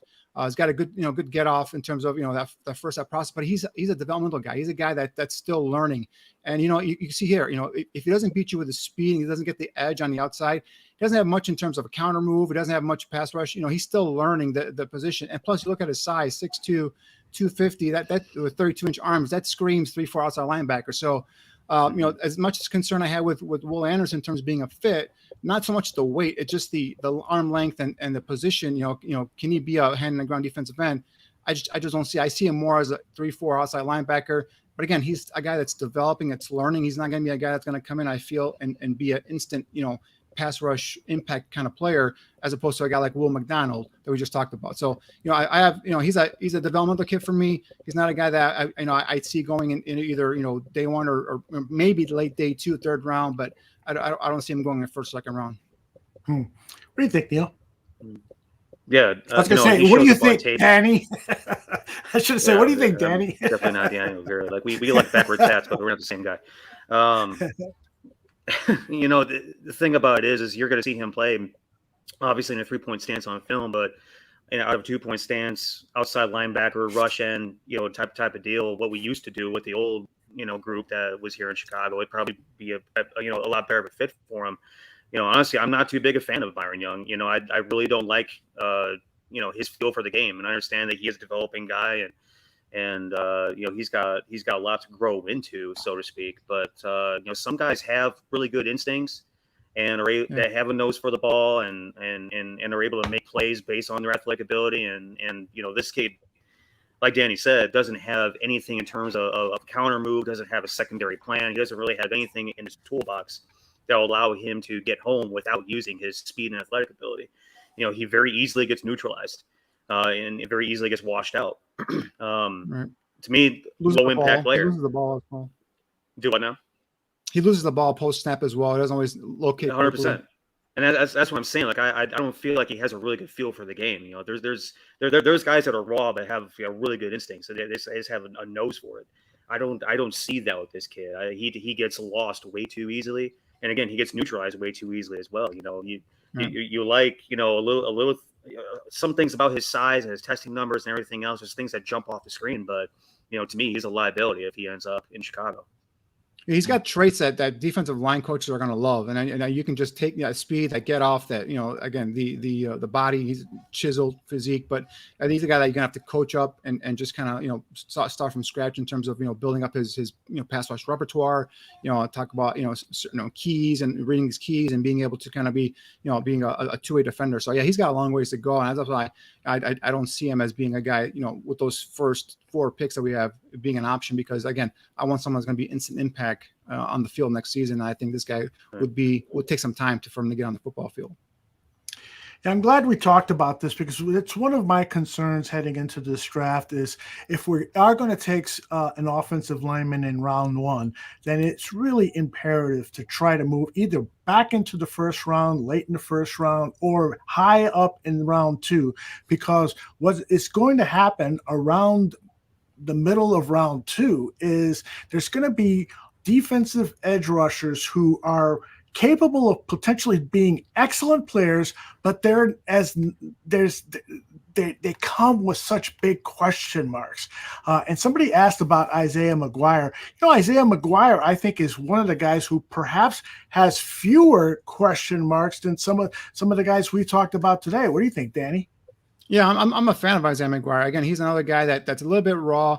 But he's got the size, he's got the length, he's got the good stuff good off, and he's got physicality at the point of attack, and that's one thing I liked about him. I did my profile on him. And I think he's a guy that, again, that can come in here and you can put him into the system and get him, to the point where he could be a starter for you potentially. He's got, again, the size to put his hand in the ground, be a full-time defensive end.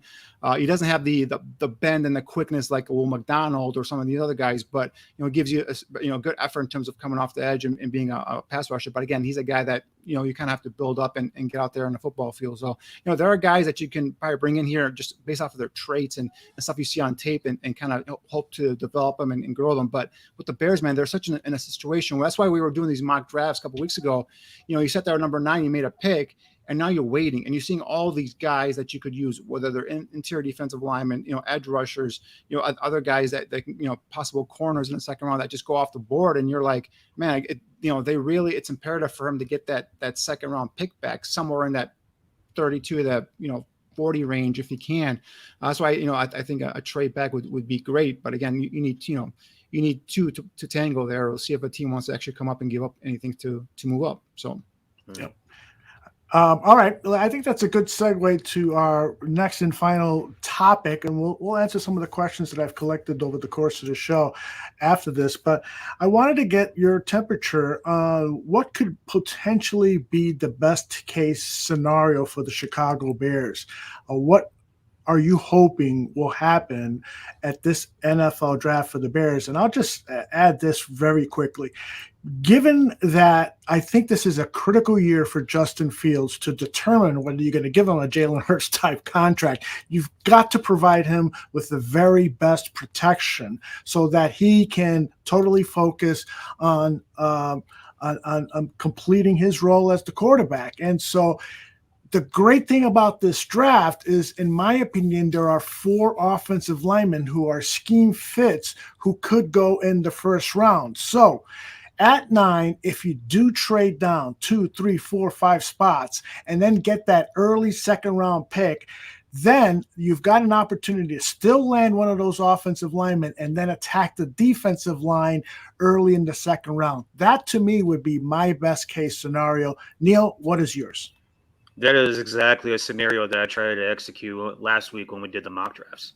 Let's get a trade down scenario to where you're somewhere between 15 and 25, or maybe even a little bit further on back towards the end of the first round, but get between 15 and 25, move up into the higher edge of the second round so that you're able to get a starter at right tackle, you're able to get a defensive lineman, preferably an edge rusher. There's going to be defensive tackles and type prospects, 3-technique type prospects that aren't listed as such right now, but that's where they're going to end up in the second round. Potentially where we could fall at 53 if we still have that pick. I mean, ultimately that is what it is. We need impact players. As it stands right now, we have 6 picks in the first 4 rounds.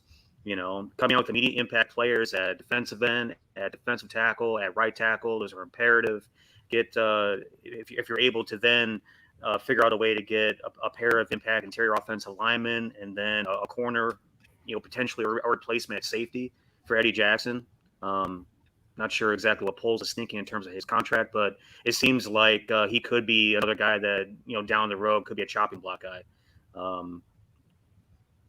Not going off anything I've heard, just, specifically just, you kind of have to pay attention to where the smoke is coming, and there's a little bit of smoke around that. So impact players across the offensive front, the defensive front, and then attack the secondary. And I think if you're able to max out those especially the first 3 rounds, day 1, day 2, get immediate impact guys in the trenches and in the secondary.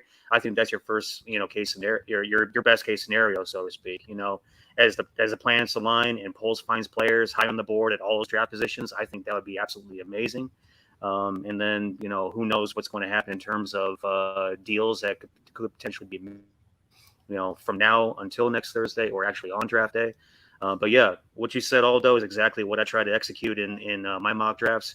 Figure out a way to get into the middle or, late middle of the first round there. Get your right tackle, get to the early part of the second round, get your edge rusher, find a 3 technique, and then, pepper the rest of your picks, on day 2 and early day 3 with immediate impact interior guys, secondary guys, which, mid to late day 2, early day 3, that's when the run on the corners will go. So, and this class is so deep at the cornerback position, and that's a position that Poles has said is a premier position that he wants to attack, and he hasn't done anything with it yet. You have to imagine that he's going to go after a corner in this draft. So I'm going to look out for that as well. Danny, what's your scenario? Yeah, my best case scenario, obviously, and I don't think it's realistic, is one of those 3 players, defensive guys, Tyree Wilson, Jalen Carter, or Will Anderson Jr. is available there somehow, some way. But it's not realistic. So my best case scenario would be at 9. Then, like you guys saying, is to trade down. But I would not only just trade down in the middle of I would, if I could, trade down in the 20s. At somewhere if a team wants to come up that high, because now the farther I go down, the more I get. I get a second round pick this year, maybe get a first round pick next year. Who knows what could happen? And again, that's like I was talking with Mark. The meat of this draft is between 25 and 55, 60. That's where you get a ton of players. And if you can stack picks in that area, right now, if you go down to 25, I'm just picking a number here. For example, you get a second round pick, and you also get a future first round pick next year. For example, I'm just throwing stuff out there. Now in 25, you can get yourself the best available offensive lineman, defensive lineman, whether it's a Miles Murphy, whether it's a Steve Avila, could be a potential all pro left guard for you. Depending on where you're at, maybe that corner is sitting there for you now in that 20 range. Maybe Darnell Wright, the tackle from Tennessee, who is not an ideal fit for me, but would be I'd plug and play right tackle for you next year. So in that 20 range, and now you got that second round picks. You got 3 second round picks. Now you can package, like Aldo was talking about, package a couple of those. If there's a guy falling, whether it's the last pick in the first round. I think the Chiefs have the last pick in the first round. You can probably, make a deal there, package 2 of those second round picks, move up, and now get another player. Could be your edge defender. Could be if you get the defensive lineman first, and you can get, kind of do that way, work the board that way. But my thing is, if you're going to trade down, trade way down, get into that meat of that late first round, early second round kind of area, and accumulate more picks in there. And now you can start filling holes with guys that could potentially come in and start next year. And you talk about corners.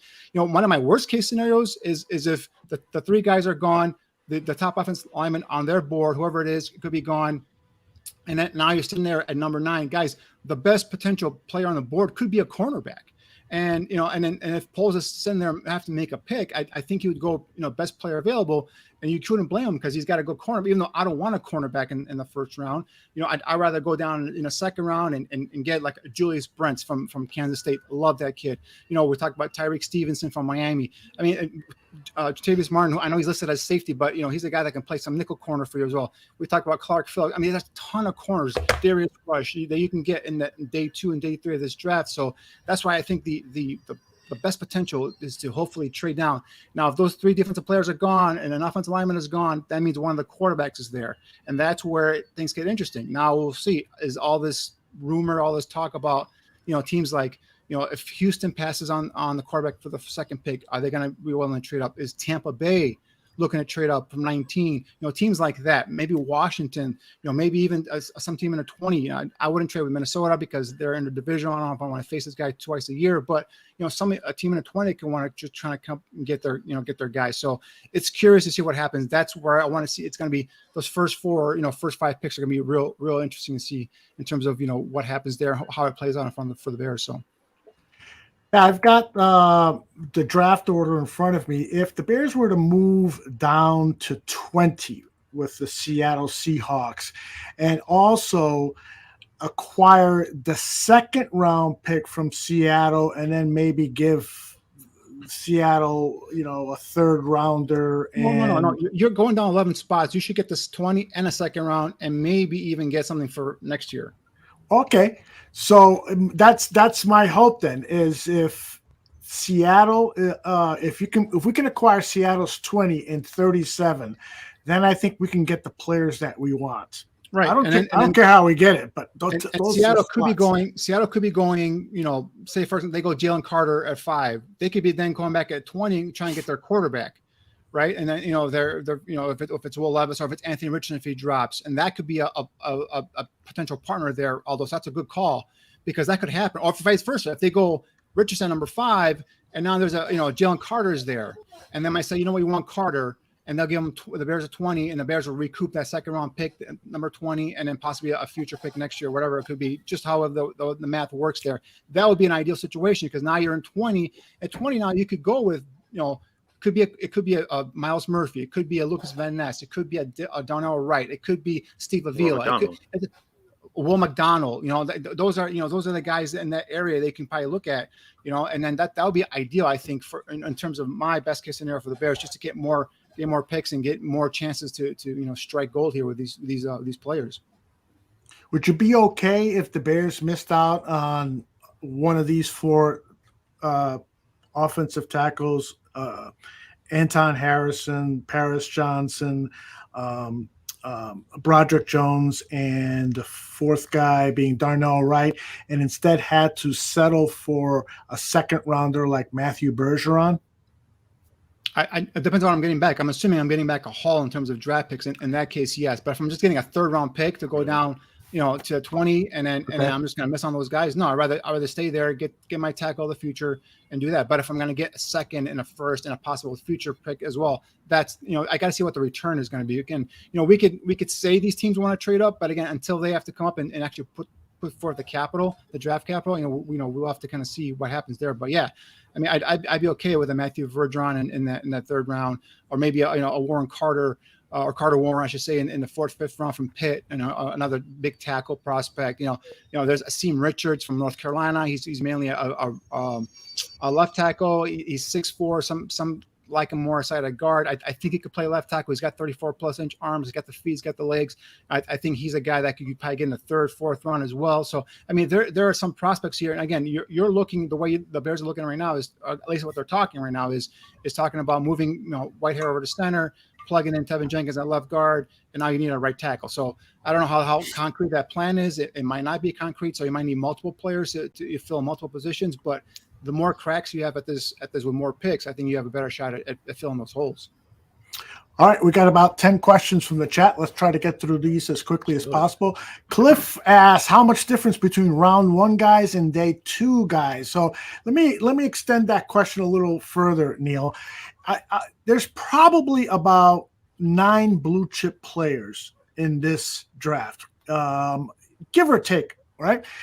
So what is the rest of the first rounders? How much of a difference is there in talent between the top half of the 2nd round? You know what I'm trying to say?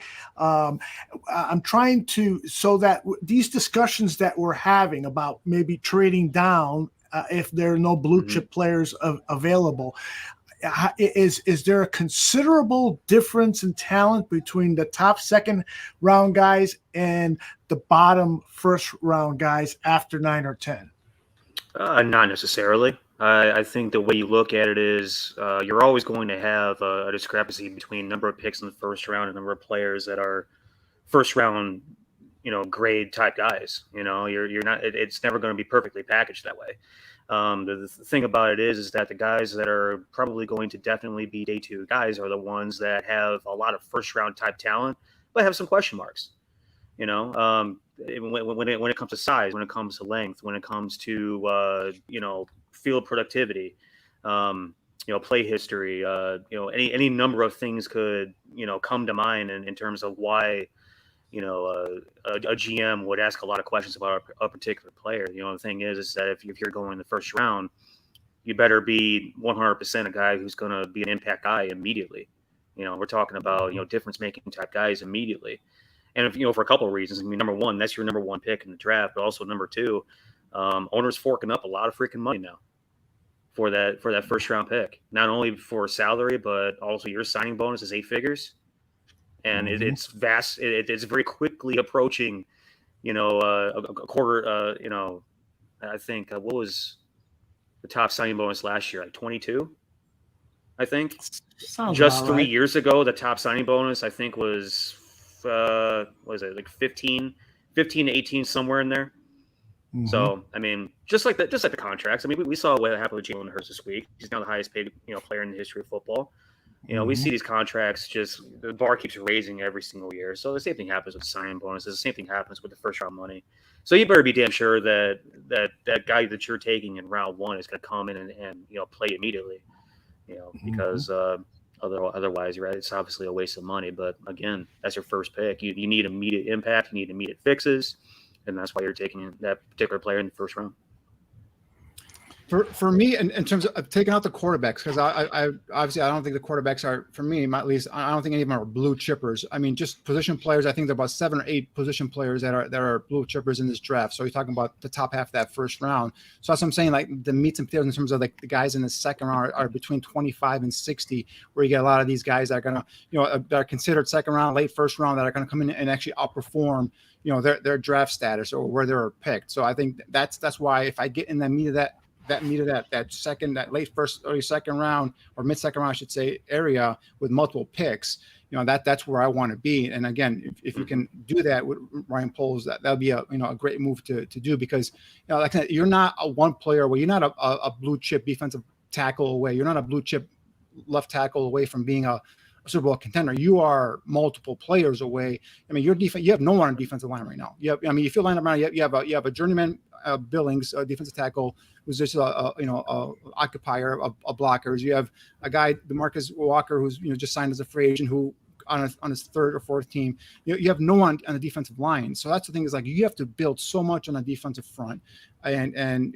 talk about some of the holes on the offensive line. We've talked about the corner they need. We talked about, we haven't touched about tight end. They need a tight end here as well. I think they only have 2 tight ends, or maybe possibly 3 on the roster. Chase Allen is the third one, I believe. So I mean, I think you could supplement that position there as well. So there's so much you need, and I just that top 9 pick, if you can take that and cascade that into multiple picks, I think that's the best case scenario for the Bears. Right. I'm going to keep this one with Danny, because I know he's done a lot of work on Keon White. J-Rock asks, if he moves to 3 tech, where do you rank him then among the 3 techs in this draft? He's a guy physically. Well, that's why I see him. I see him at 3 tech, especially in this Bears scheme. He's a guy physically right now could come in and probably help your run defense. He's a guy, again, developmental guy. He used to be a tight end. Now he's playing defensive end at Georgia Tech. He's got the measurables. He's got the athletic ability. I think you plug him in there and you just develop this kid and let him get better. And I think initially he'd help you out again as a run defender, and then eventually just get better and better as a pass rusher. But in terms of where I have him in my rankings right now, I think he's looking at him. I think he's about 4th or 5th right now, behind obviously Carter, and then there's Tooley, and then there's the Benson kid from Wisconsin, and Mozzie Smith. So and he's in that mixture there as well. But he's a guy that for me is a defensive tackle. Some see him as a end. Some see him as a 5 technique in a 3-4 system. Some see him as a guy you can kind of split out as a wide 9 and have him rush off of there. I don't see that, but for me, I kick him inside, and right away he improves your run defense, and then eventually can get better in terms of as a pass rusher.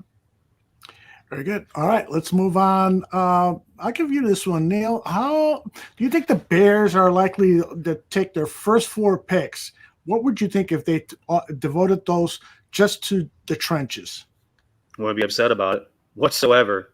As much help as we need, as many holes as we need to fix on the offensive defensive line right now, I would welcome the first 4 picks being trench picks. And think about it: if the scenarios that we're talking about tonight, trading back into the later part of round 1, as Danny said, I like that word you use, cascading the picks. Yeah, that was good. It's a very pleasant thought. Yeah. Very pleasant mental image that comes to mind. You get a bunch of picks then in between 25 and 55, which again, like you said, Dan, I agree. There's a ton of depth in that range in the draft. I think you can even go past 55. You can go, damn near all the way up to 100. But so let me add to that. 100. let me Go add for to it. that, Neil. So, would you be upset if they devoted a first-round pick to a skill player,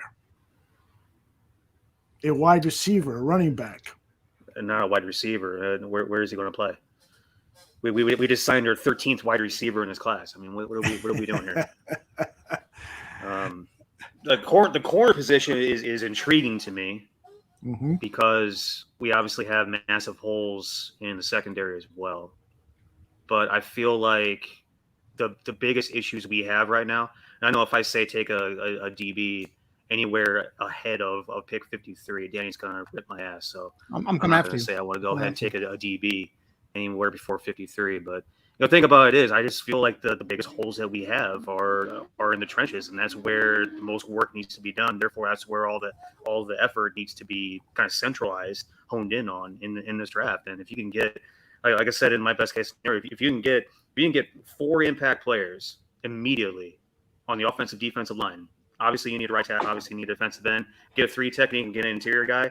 If those are your 4 first picks, your first 4 picks, I should say, I'm ecstatic about that. Yep. Yeah, Indeed. if the first 4 picks are all offensive defensive linemen, I will be also ecstatic because that means Ryan Poles is a man of his word because he's a guy who says that he's going to fix the trenches, and that's what you have to do.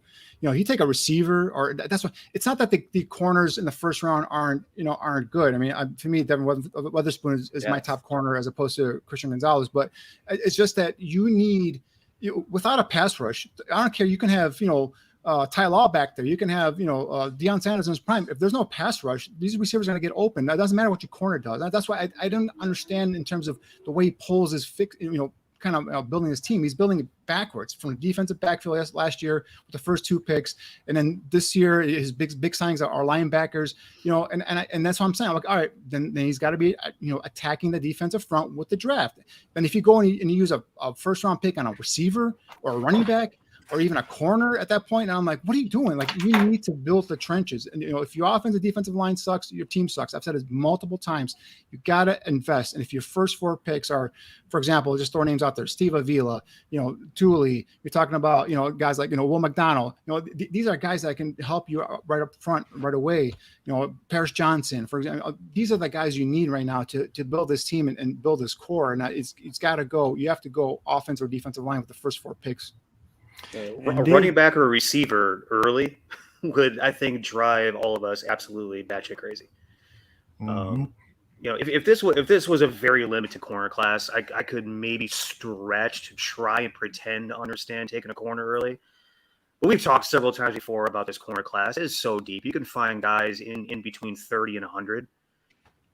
Not that you're going to take a guy as high as 30, but I mean, day 2 to early day 3 guys. The corner class is so deep, and there's going to be a run on corners, and yes, there's going to be more corners available at the beginning of day 3, and yes, we'll have options to go ahead and take guys early day 3. That could potentially be a starter nickel, that could potentially be a star on the outside, depending on what Pulse does with that corner room after the draft. Again, there's a lot of smoke about potential things that could happen, but I think that when you look at the depth at a position that is further on down the list of need than what we absolutely need to attack on day 1 and day 2. That's far below, the pecking order. I feel the one curious thing, and talking about smoke, and this is coming by surprise a little bit, where Ron Rivera came out and said that they'll decide on the 5th-year option of Chase Young after the draft on May 2nd. That's interesting. So I'm curious. Does that mean there's a potential trade there for either the young player or possibly someone else on the defensive line? So keep an eye and see what happens there. Washington's very curious. I mean, they're sitting right there in the middle of that first round. They have a surplus of defensive linemen that they could probably package up with their pick if they want to move up. I'm just kind of throwing stuff out there, spitballing here real quick, but that's curious. That caught my attention today, and I want to see what happens with Washington at that pick there at 16. I know they said Sam Howell is their starting quarterback, but I can't believe they're going to be comfortable going into the season with Sam Howell as their starting quarterback. So it'll be interesting to see what happens with that pick in Washington specifically. J2K. Would anything surprise you out of Washington? No. I mean, absolutely not. J2K is convinced that BJ Ojulari is going to be a pass rushing stud. If Will McDonald is a good fit, could Ojulari? What do you think, Neil? Danny, I want you to explain this very well last week. I want you to put it in your vernacular. For me, Ajalari is a guy that, again, another guy that I see as a 3-4 guy, an outside linebacker. He's a guy that shows the ability to get after the quarterback, but he's not really, he's not really polished. And the thing I like about Will McDonald is because of, and Will McDonald has better bend around the edge and the corner. He's got the longer arm length as well. So I think everything you put together, I think I can see Will McDonald adding 10 pounds and being a defensive line, a hand and ground defensive line. I don't see Ajalari being that type of player. So, I think he's a better athlete than a football player, to be honest with you. And I just think that, while his tape is good, it's not bad. I just don't see a guy that's got the pass rush repertoire of a guy like a Will McDonald or even the Ozuma kid from Kansas State. So that's why I have those guys higher on my list than Ajalari. So nicely explained. All right. J2K wants to also know if Jalen Carter, falls to number 9 in the Bears draft, and would you be excited or concerned? Neil Stopczynski, start with you. Yeah, we touched on this when Mark was on with us, and I feel like, like we were talking about, if you put it in a vacuum and you just look at what the kid does on the field when he's in it, when he's in his prime playing situation. His weight is right. He doesn't have anything else floating, above his head legally. He is an absolute stud. He's an absolute, difference maker. I think I think 2 weeks ago we talked about this a little bit, and the way that I phrased that was, if the Bears go ahead and take him at 9, then that means the meeting between him and Poles went very well 2 weeks ago. And Poles got all the questions answered, and he's very comfortable with the situation and with the storyline and where specifically Jalen Carter's head is at. The optics right now are not good whatsoever, right? He didn't participate in the combine because he had to go down to Georgia, turn himself in, come back, was there for interviews, didn't work out. Shows up to his pro day, overweight, was too gassed to finish the workout. And, there's a lot of red flags that fly up around those specific, situations.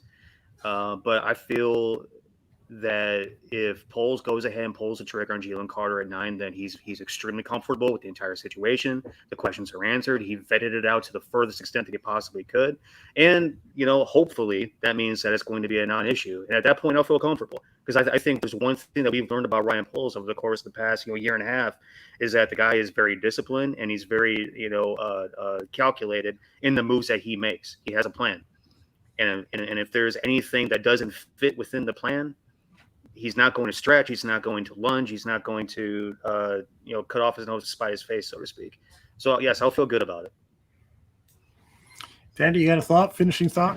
I would love Jalen Carter if he's there, number 9, and if the Bears do take him, then I agree with Neil 100%. That means that the one-on-one with them, that he answered their questions. They have they don't have any concerns, that they feel like they can bring him into a situation where they could have his coaching staff or his teammates go ahead and kind of mentor him and control. The only thing we figured out is the kid is 21, 22 years old. I forgot his age. He made some dumb mistakes. He's a college kid, and we just can't just say, all right, throw him out with the bathwater. He's a guy that you got to, give him a shot. And again, it all depends on what that sit down, how that I believe it was 2 days he spent here with the Bears. So I don't know if that's normal or if that's just something that they planned out prior to that. And so I feel like they did their due diligence in terms of, this kid and his character and how he would fit in the locker room and all that stuff. And if he's there at 9 and the Bears pass, then obviously that tells us what they thought. And the interview didn't go well. They couldn't trust the kid. So I think if you take him at 9, I agree with Neil said that Poles is going out on a limb there, saying I trust this kid. And I think my coaches and the players in this locker room can go ahead and control him as well. So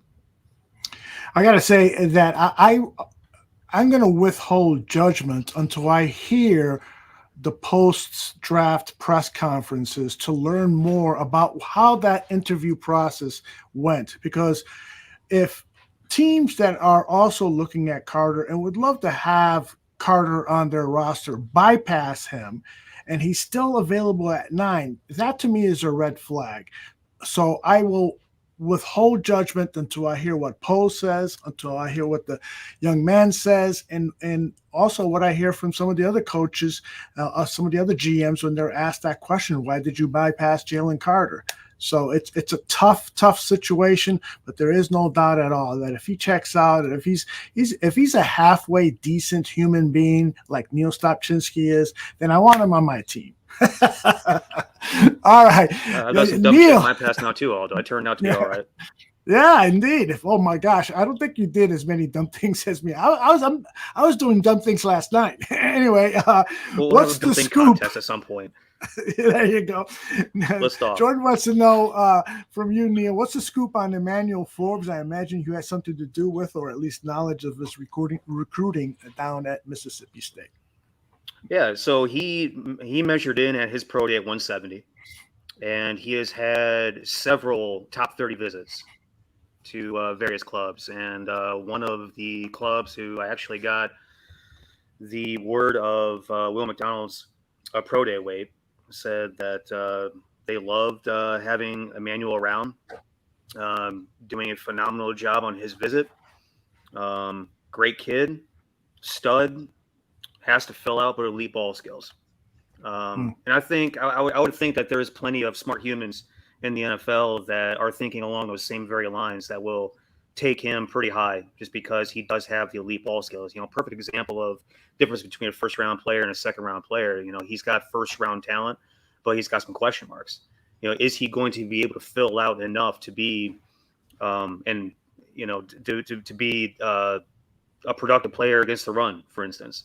The 170 worries you if you have Derrick Henry barreling down the pipe, right? But I think that generally speaking, what you have is a variation of grades in terms of round on the kid. I think that there's no denying the talent that he put on the field, his ball production. He has the FBS record for interceptions in a season, and I think in a career right now.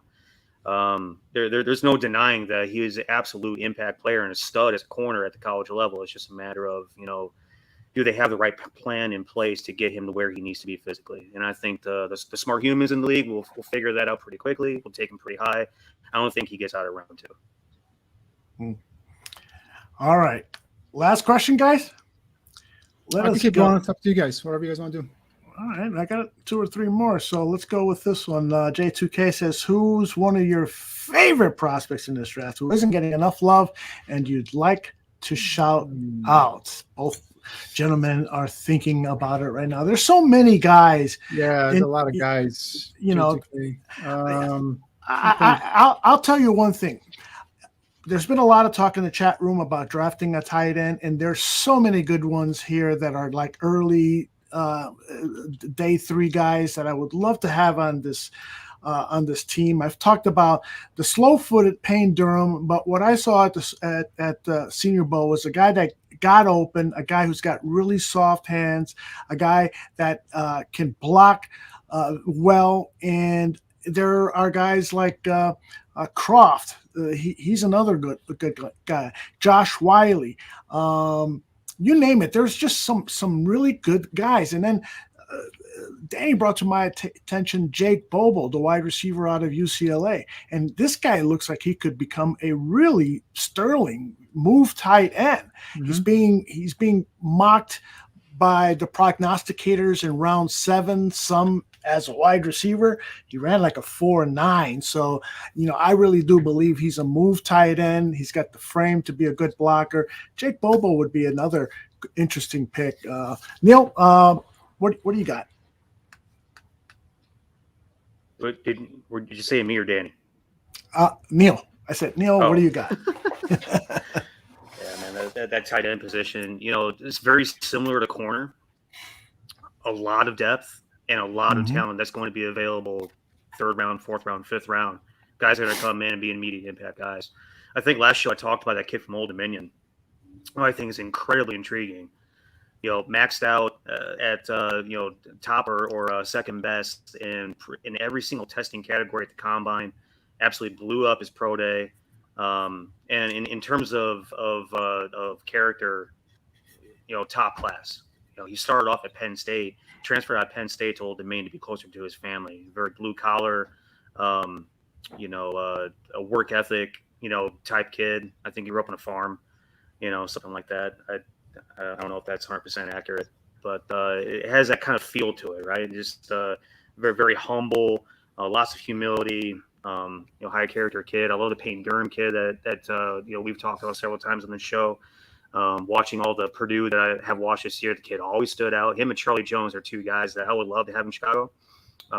Payne Durham, a little bit more of a traditional, white type dude that I think has really soft hands and runs really good routes and can, be physical in the blocking game and also produce in the passing game.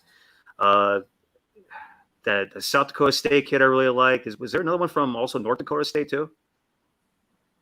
I'm trying to remember off the top of my head. I don't have the list pulled up in front of me, but tight end. Talking about? Yeah, tight end. Yeah, Kraft. Yeah, I don't love Kraft. North Dakota State. I don't know. Yeah, maybe I'm thinking of.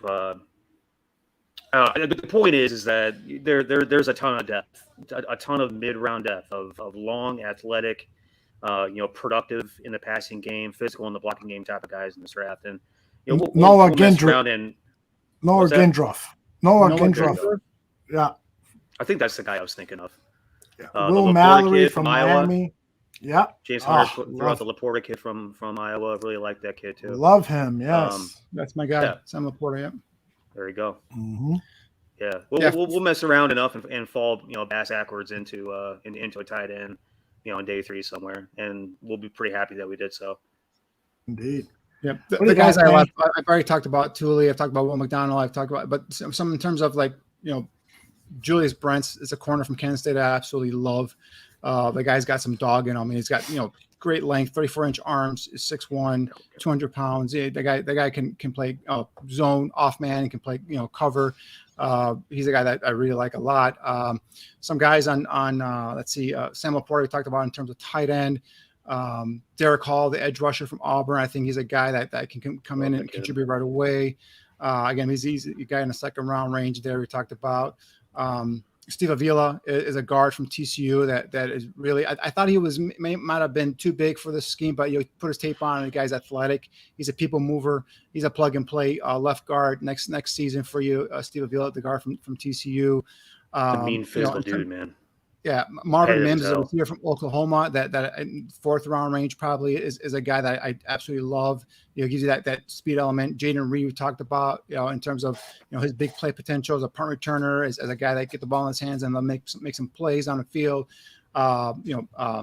Zach Pickens, that defense tackle from North Carolina, big guy, 6'4", 291 pounds, 34-inch arms. You look at him, you think, oh, this guy's just, like a big fat guy. But no, he's got some athletic ability to him. He's a guy that potentially, I think, has the ability to get into those gaps and be a disruptor at the next level as well. So a ton of players that, we talked about that you can get in the second and third round. There's a late round running back, Valladay from Arizona State, really high on in terms of his ability to come in and be a contributor here in the passing game as well as actually running too. So there's a ton of players, like I'm saying, like that.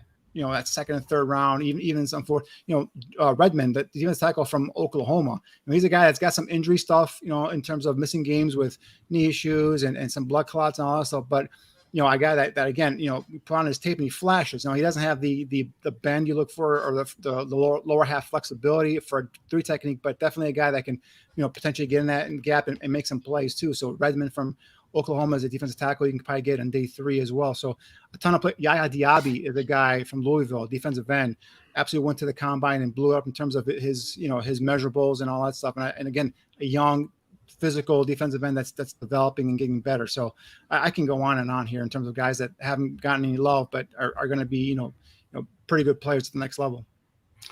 What do you guys think about Garrett Williams out of Syracuse? He had the season-ending injury in November, I believe, of last season.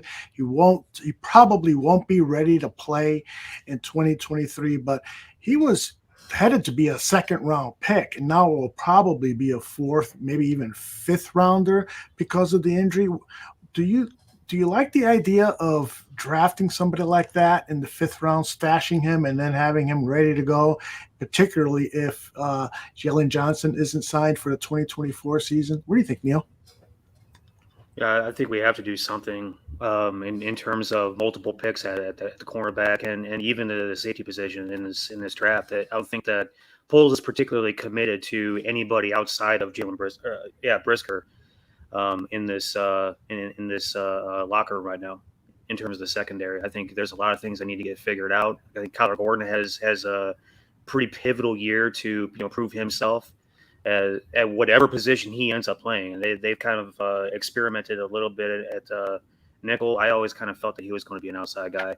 Again, I keep saying it all the time, referring back to that second, press conference that he had after the season, talking about off-season moves to be made, talk specifically about the cornerback position. So I really feel that that the secondary is going to be something that's going to be specifically tackled, potentially as early as round 3. But I think it's definitely going to be a day 4 or 5, around 4 or 5, type of deal where he really looks for 1 or 2 guys to come in and potentially play right away. Another guy who's injured who could come in and you can stash him is Andrew Voorhees, the guard from USC. I mean, that guy obviously tore his ACL at the combine.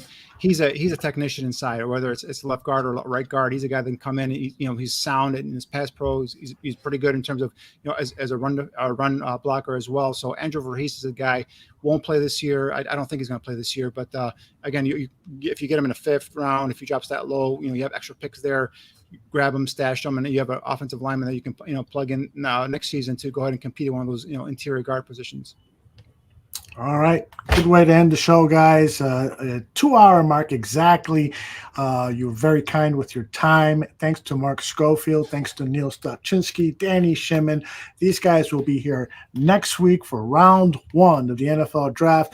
John Buffone is scheduled to host, although breaking news, John Buffone in training, he boxes a lot. He was training. He tore his pec, and he will be going into surgery on Wednesday. So hopefully everything will be fine. If not, then he won't be hosting our round 1 coverage, and perhaps I will. We'll figure something out.